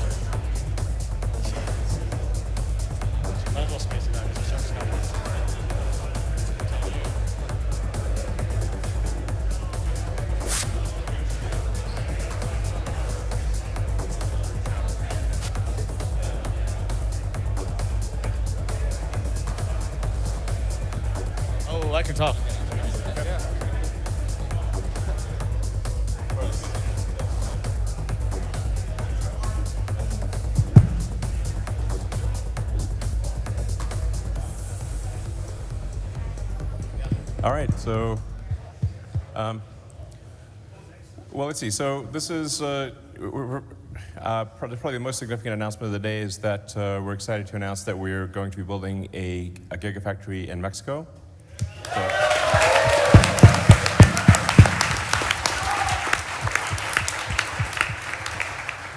So, yeah, and we'll have obviously a grand opening and, groundbreaking and whatnot. But we're excited to announce that the next Tesla Gigafactory will be in Mexico near Monterrey. So, super excited about it.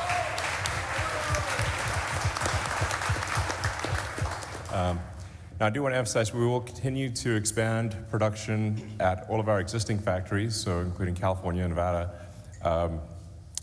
here in Texas, obviously, and Berlin, Shanghai. So we intend to increase production at all factories, so the Giga Mexico would be supplemental to the output of all the other factories. So this is not, to be clear, moving output from anywhere to anywhere. It is simply about expanding total global output.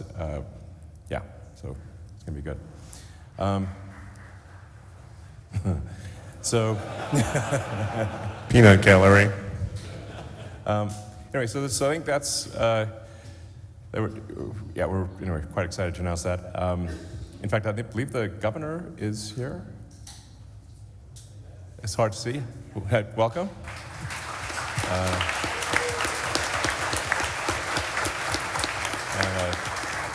Secretary of State, I believe. We're looking forward to it and having a big event for the great groundbreaking and opening. So let's see. With that, we can move to I guess Q&A. We've obviously got significant bench strength here. Should probably have like a bench. And anyway, we maybe have too many people on stage, but we'll try to answer questions within reason. This is meant to be kind of more of a long-term sort of discussion as opposed to, what will be the production for the rest of the quarter type of thing. So let's try to orient our questions towards long-term value creation. And with that, fire away. Rob?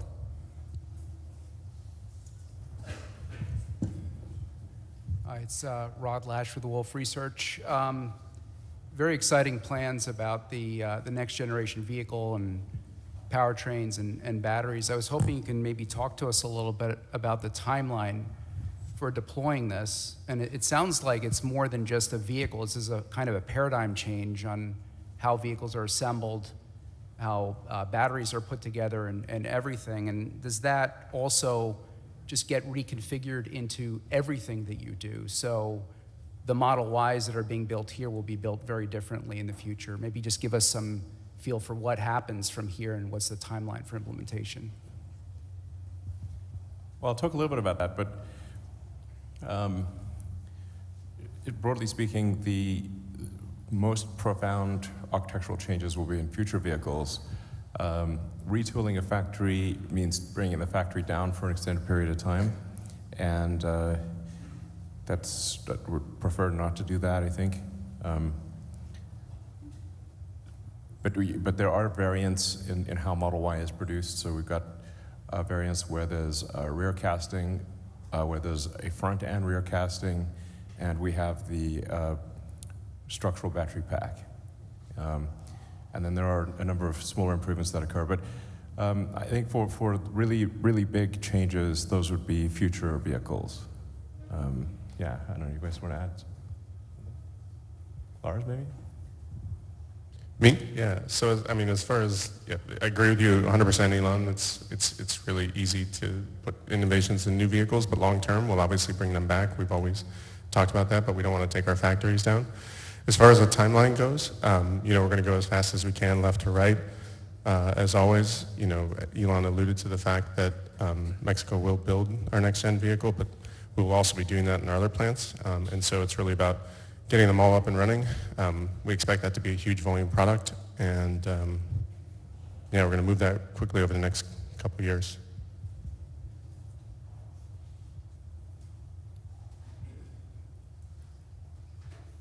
Let's go to Adam. Thanks. First, enhorabuena, Mexico. Vamos. That's great. Congratulations. Elon, a question on applying first principles thinking and innovation to an area that up to now has seemingly been outside of your control, and that is on mining and extraction of some of the key materials. I believe a couple years ago you had a patent on sodium chloride to extract lithium from some clays and spodumene clay and things of that nature. How does that fit into the plan of maybe bringing real innovation into a mining sector that could use a little, maybe waking up and getting those costs down? Because that could be a real gating factor, it seems. Well, we're going to address whatever we think the limiting factor is at any point in time. So we would like to do the least amount possible. So we don't want to get into the mining or refining sector. We will do that if we have to. I do think the focus really should be on refining capacity. We need to make just a very giant amount of anode, cathode, lithium hydroxide, lithium carbonate. It's really the refining capacity that is the biggest choke point. Yeah, so that's why we're building a lithium refinery in Corpus Christi. In terms of the mining companies that are out there and looking at that part of the value chain, so we do have large suppliers of lithium right now, and they are aware of how we're approaching the Corpus refinery and the technologies we're trying there. And the reason we're making them aware of it is because we think they're fundamentally more scalable, and as we prove them out, we plan to share that with them. Because as Elon says, it's not really like we want to do these things. We're doing them because it's not happening fast enough. So if we can prove that it can be done faster, the intention is to transfer that knowledge to our current suppliers.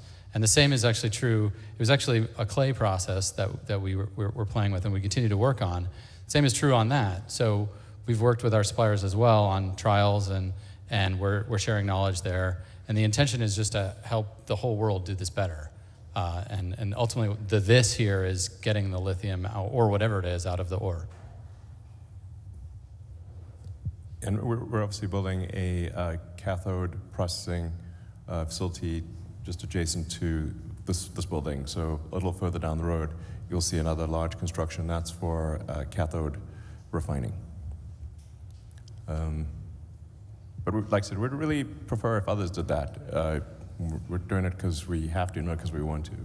Yeah, and in that case, there just isn't really any large-scale cathode production in the United States, and it needed to be done. And again, if we're going to do it, we're going to try to do it from a first principles perspective. So we have tried a bunch of new things there. We're confident that they will work. And as they prove out, again, we want to bring them back to our suppliers so that they can build new facilities more quickly with less investment. All right, let's go to Ben. Hi, Ben Kaler for Baird. So similar on the renewable side, is there more that you can do in Tesla to nudge the rest of the renewable industry to speed up, since it's such a big pillar of the Master Plan 3? Well, I don't know what more we can do, but I can say that if there's entrepreneurs out there that want to have a guaranteed chance of success, it would be refining lithium or anode and cathodes or any materials whatsoever for lithium-ion cells. It's a no-brainer. Yep. I think we're doing everything we can.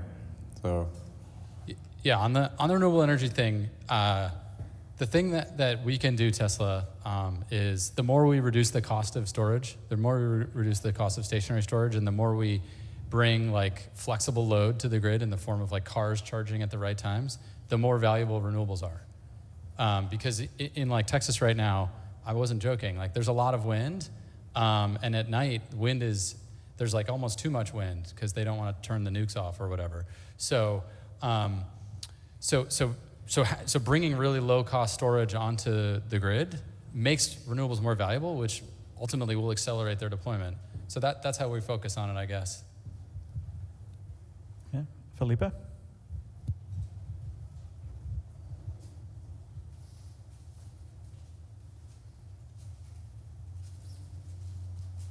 Thank you. It's Philippe Bouchois at Jefferies. I've got two questions. The first one, when I think about in this industry, everybody wants to be Tesla. Every car maker is trying to emulate what you're doing. Well done. The one thing they don't do is focus on having as much growth as possible with as few models as possible. So I'm just trying to understand, as you aim for 20 million units in 2030, how many models do you think you need to get there? And how does it fit into your drive to hyperscale? How do you manage this? And also the fact that probably consumers at some point don't want to see a Tesla or the same Tesla at every street corner. So I'm just trying to get your sense of that. And my other question is on bidirectional. I mean, you talked a lot about making a world more renewables and better usage of cars. I think bidirectional charging is one way of better using cars, but you seem to have been reluctant about doing that in the past. So I'm just wondering what your latest views are on the topic. Sure. On bidirectional, it wasn't like a conscious decision to not do it. It just wasn't a priority at the time, I think is maybe the way to think about it. As we continue to improve the power electronics in our vehicle, we've found ways to bring bidirectionality while actually reducing cost of power electronics in the vehicle. And as at all things Tesla, the goal is usually to get more for less. And so we are in the middle of kind of like a power electronics retool, I would say, that will bring that functionality to all of our vehicles over the next 2 years, let's say. But it's, yeah, I guess that's how I'll say there. Yeah. I don't think very many people are going to use bidirectional charging unless you have a Powerwall, because if you unplug your car, your house goes dark. And this is extremely inconvenient.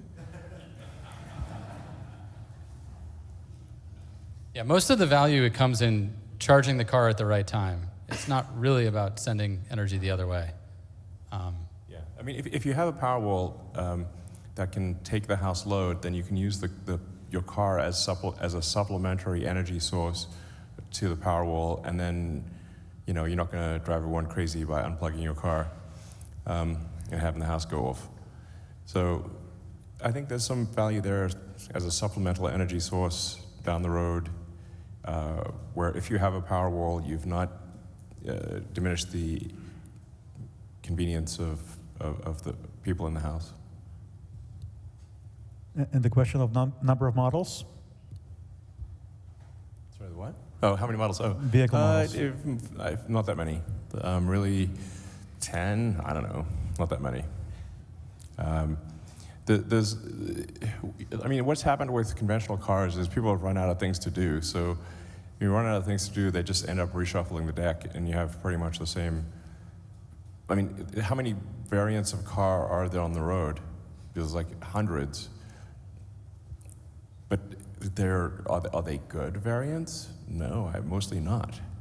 They're just variants for the sake of variants. But look at how have things converged with the phone? I mean, there used to be hundreds of flip phones. Now what do we have? It'll be like that. George? George Gianarikas from Canaccord Genuity.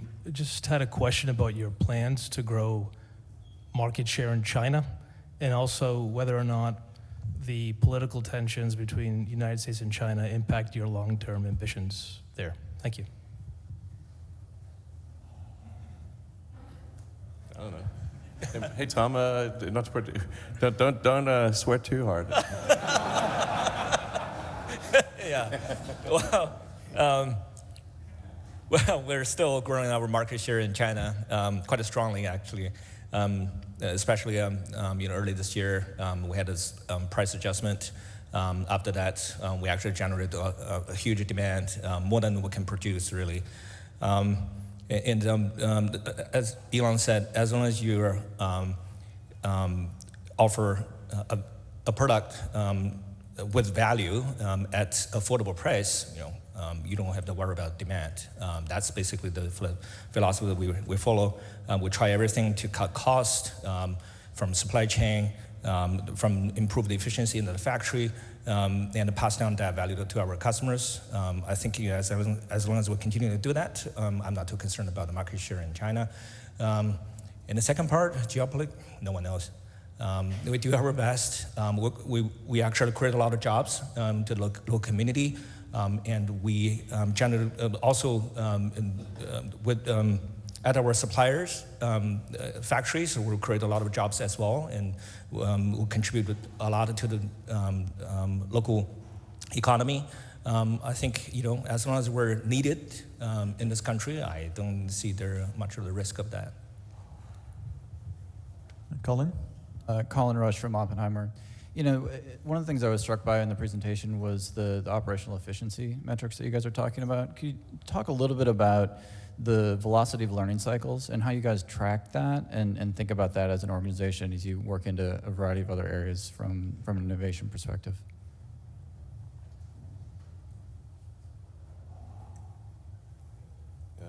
Anyone want to try that? I mean, I'll say one very high level thing, which is you can't improve something you don't measure, and we're like ruthless measurers at Tesla. And once you start measuring things that contribute to operational efficiency, you actually have a path to doing something about it. So I guess the key is a good measuring stick. Okay. It's something I should say with respect to demand, which I've said a few times over the years, but it sometimes needs to be said again, which is overwhelmingly the desire for people to own a Tesla is extremely high. The limiting factor is their ability to pay for a Tesla, not do they want a Tesla. It's easy for people in this room to lose sight of that. If your income is far in excess of what a car costs, then you look at value for money, but you do not consider affordability. But for the vast majority of people, it is affordability driven. This is why we cannot simply double the price of the car. Or you could say and think about things in the limit, where if you had an infinitely desirable car, but it costs $10 million, it wouldn't matter because most people do not have that. So demand is very much a function of affordability, not desire. Very important. One of the things we weren't sure about was the price elasticity of demand for Teslas. So like, as we lower the price, how much does demand increase? And we found that even small changes in the price have a big effect on demand, very big. So that was a good thing to learn. Yeah. And then as this autonomy question is very, very big, because you could potentially have, 5 times the utility of the asset that you currently have. So if a passenger car is 10 or 12 hours a week of usage, plus a lot of parking expenses, an autonomous car could be 50 to 60 hours a week or something like that. And you could get rid of a lot of parking expenses. So, if this is true, then as autonomy is effectively turned on for the fleet, it probably will be the biggest asset value increase in history overnight. Emmanuel?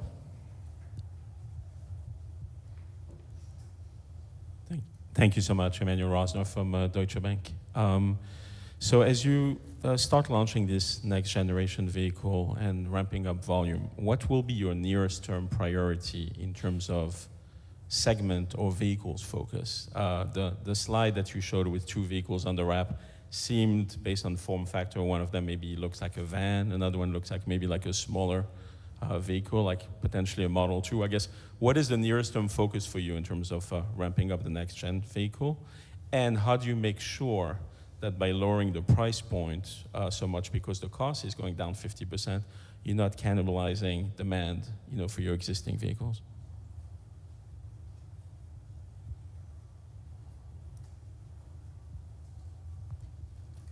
I mean, demand for our vehicles in terms of desire to own them may as well be infinite. It's indistinguishable from infinite at this point. So affordability is what matters. So as you make the car more affordable, we will have demand go crazy, basically. The issue is how do we build the cars? The hard part is building the cars. I can't emphasize that enough. The hard part is building the cars and the entire supply chain that goes with the cars. This is a logistics challenge of extraordinary difficulty.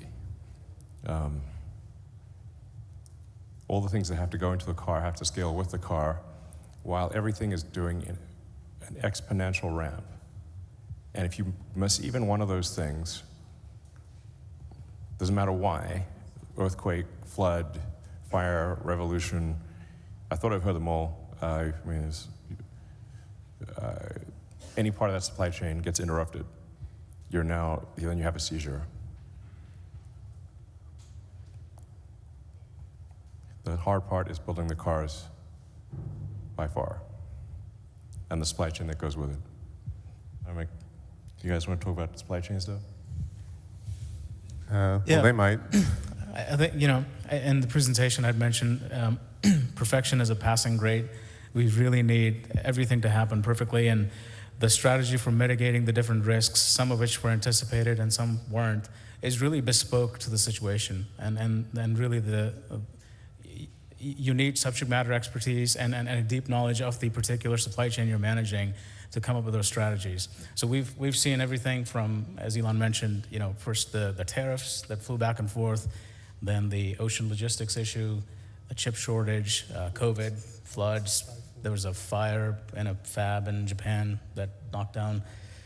There was a massive COVID spike in Malaysia where a lot of the chips, the back end of a lot of chips was down there, and more. This was one that Elon was involved with as well. And it's nerve-wracking, but somehow it works. Yeah, and although it's difficult, I think we have been laying the foundation to be as intimate to all the tiers of the supply chain, building that control and directing the different tiers of supply chain. That's the way we are trying to mitigate the risks that come with it. Again, dual sourcing, triple sourcing, having redundancy is the way we've been trying to mitigate for it.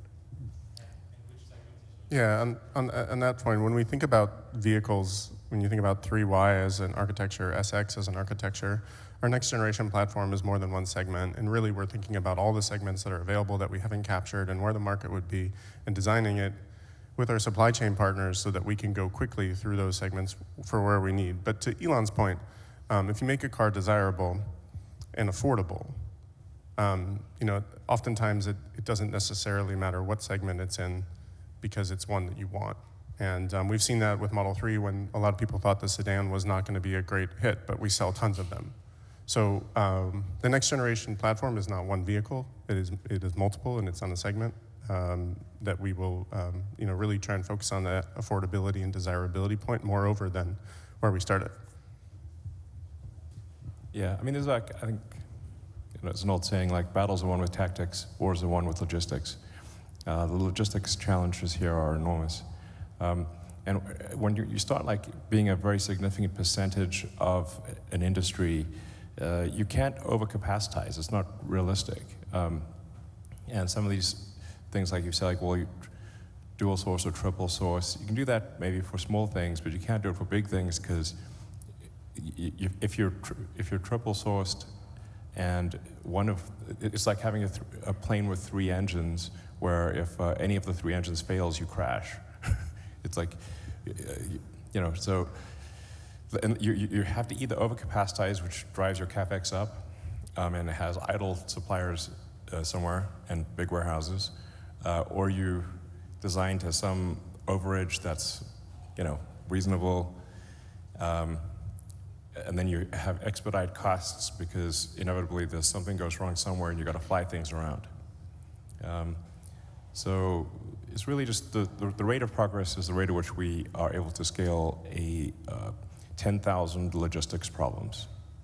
The most significant of those is the cell production. And so we actually deliberately try to overdo cell production or cell supply to have that exceed what is needed in vehicles.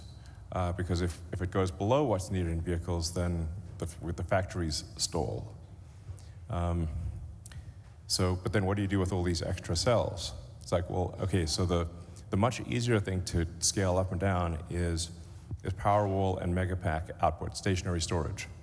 So we can then overcapacitize in cells and packs and scale production of stationary storage, which is much easier to scale than vehicle production.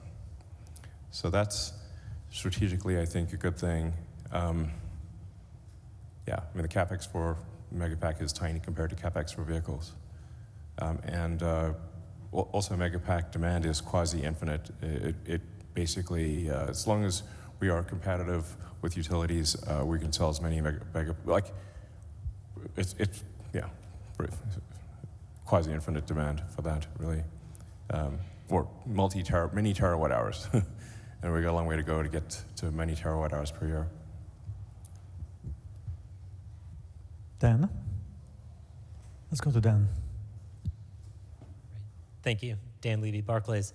I think we know competitive dynamics differ significantly by region. We know cost dynamics differ by region. We saw that with your China Gigafactory, far superior cost to what you had at Fremont. I realized it was a new factory, but there are clearly different dynamics. So to what extent are the cost strategies that you've laid out today, do they differ by region, or is there more of a global one-size-fits-all approach on reducing cost?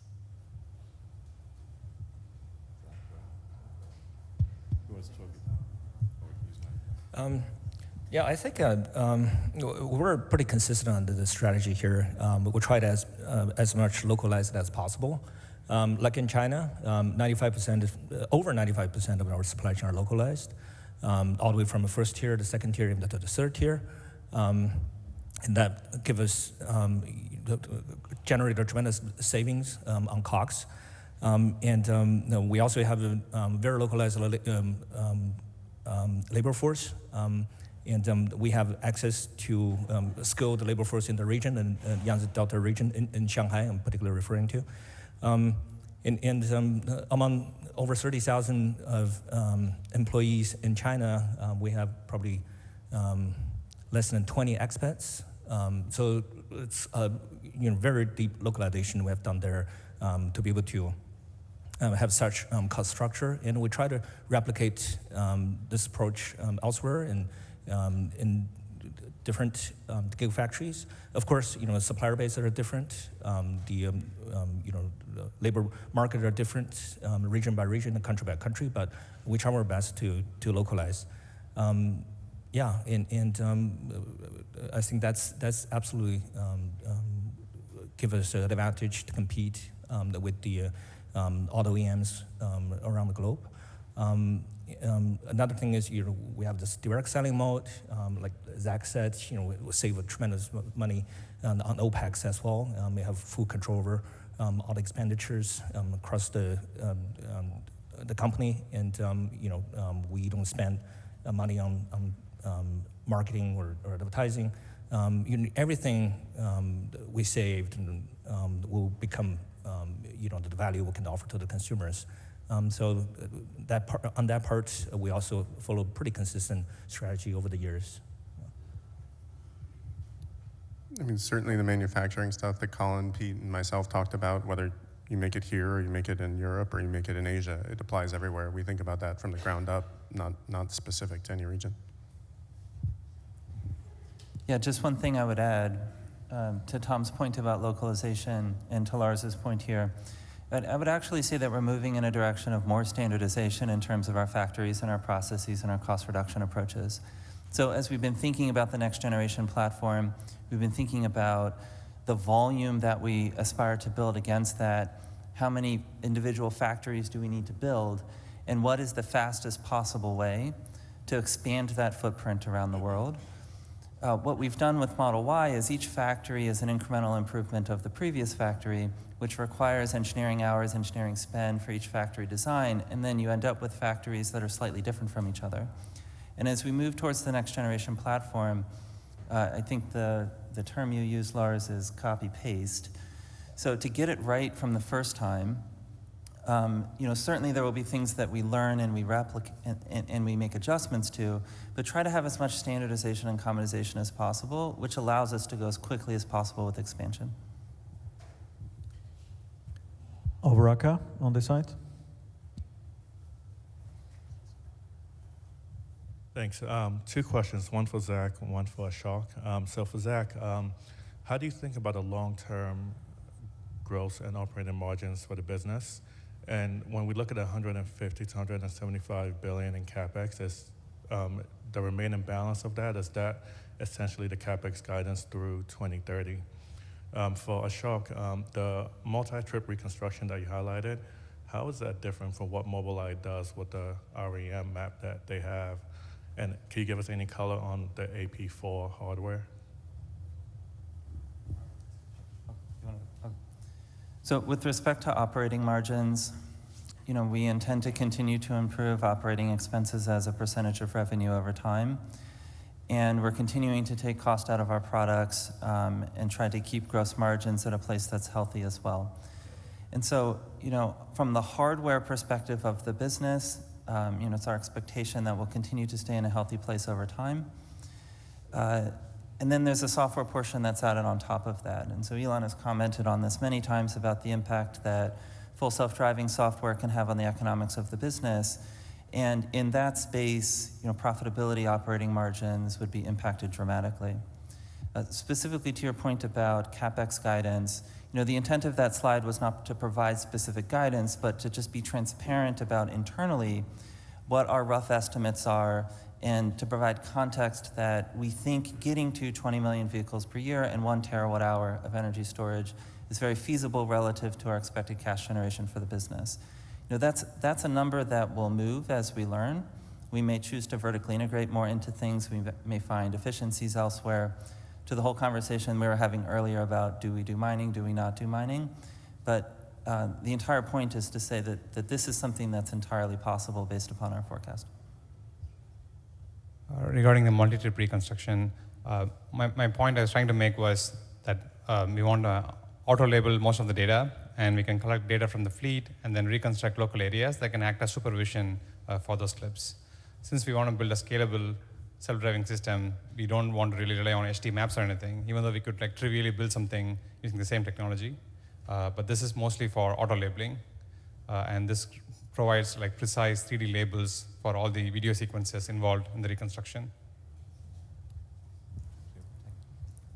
Something that's, I don't know if we touched on this much, but in terms of training, we have one of the biggest neural net training systems in the world, and that we expect to increase that capability by an order of magnitude by the end of this year, and probably another order of magnitude by the end of next year, with some combination of NVIDIA and Dojo.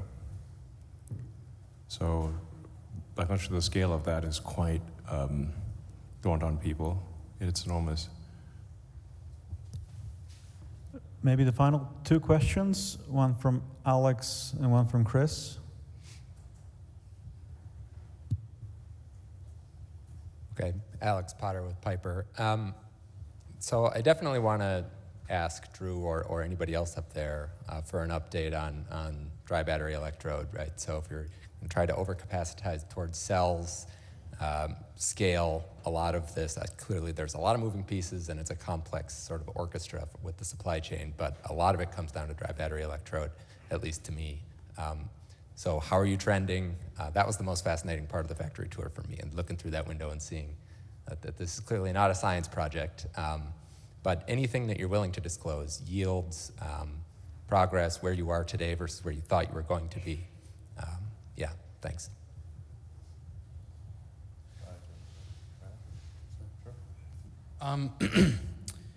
Yeah, I mean, as you saw, right? Like, this is a real factory making a lot of dry electrode in an automated fashion. We've made a lot of progress. It's a spectrum. Like, we're perfectionists, and we have clear end goals, and we are every week that goes by making progress towards those end goals, whether it's speed of the tool, yield of that process, or the downstream process. We haven't stalled out yet on the rate of progress either, and that's both on the anode and the cathode side. And I think the great thing about where we are with the overcapacity that Elon mentioned is it's giving us the opportunity to experiment as we go, rather than just being like stuck to something that we happened to kick off a year and a half ago and it is here. Something that Elon has said to the team many times is it's okay to scrap equipment or money. It's not okay to scrap time. So the way we've been approaching it is probabilistically, what do we think is the most likely thing to succeed? And even actually in the factory here, you saw more than one anode line. They are actually operating two slightly different versions of the final process step of the powder entering the tool. And it's a competition, which is going to be higher yield, which is going to perform better. And we have the luxury to be able to do that. And we're taking full advantage of it to advance the technology as quickly as possible. The dry electrode problem is really quite a hard problem. I mean, we acquired Maxwell really just for the dry electrode technology, but just illustrates what a gigantic gap there is between something working at small scale and at large scale.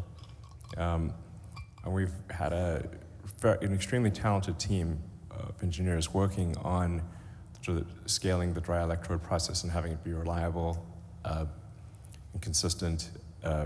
And we've been grinding hard, literally and figuratively, on this for quite a while. It seems likely that we will be able to scale it to volume this year. Yeah, I mean, we're basically increasing the output week over week, like roughly 1K a week per quarter is our internal target. And we're tracking to that. I think what you saw is effectively like a ton of material per hour per tool. It's kind of like hard to like rationalize like what that really means, but it's different than like, oh, something works in a lab. It's like, well, when it's tons of material per hour, there's just different kinds of problems. Like even if you have like 0.1% escape of like fines into the enclosure that your equipment is in, now you have a dust problem, and like that could short out some electronics. It's like just things like this, where when you're on a lab scale, you don't even notice it, but when you're doing thousands of tons over the course of months, it's like, oh, a new failure mode we found, and that's where we're at. But we're knocking those out though, and the team is grinding through it, but progress every week. And the last question from Chris. Thanks for taking the question. I have a few follow-ups on the next-gen vehicle. First, when do you think we'll get a look at it, maybe a prototype?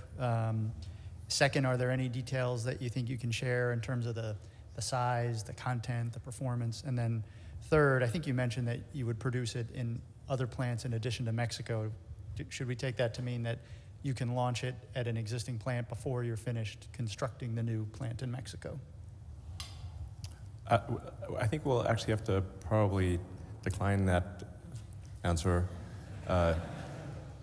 We will have a proper sort of product event, but that we would be jumping the gun if we were to answer your questions. Maybe another question, if there's, yeah. I don't know, anyone? Will Danoff? I have two questions. This has really been a very impressive afternoon. Thank you so much. Elon, I'm curious, as you've doubled and you'll double again, what you've learned about sort of managing a larger enterprise and what you might have to do to manage a bigger enterprise? And then secondly, I'm curious on your thoughts on how, generative AI and, these rapid breakthroughs in AI in the last months could help you make cars sort of, less hard to make. Thank you. I don't see AI helping us make cars anytime soon. At that point, I mean, at no point any of us working, I think. Big problems. So we'll just chill out. I mean, I'm a little worried about the AI stuff. I think it's something, I don't know, which we should be concerned about. I don't know, I think we should need some kind of like regulatory authority or something that's overseeing AI development and just making sure that it's operating within the public interest. And it's quite a dangerous technology. And I fear I may have done some things to accelerate it, which is, I don't know. So, I mean, some of the AI stuff I think is just obviously useful, like what we're doing with self-driving, which is, some people think is an AGI type problem. I don't think it's quite an AGI problem, but it's certainly requires very sophisticated neural nets because the road system is designed for eyes and biological neural nets. So naturally, the analog to that is cameras with digital neural nets. The thing we found is just there's if you actually look at our neural net architecture in the car, it's kind of insane, frankly. Nets upon nets upon nets upon nets. Yeah, the visualization tool crashes when you open. Yeah. It's like so complicated that no one can visualize this right now. Yeah, it's hard to just like literally, it looks insane. So I guess something like that's happening in our brains while we drive around, which is pretty wild. So, I don't know. Like Tesla's doing good things in AI. I don't know, this one stresses me out, so I don't know what to think to say about it.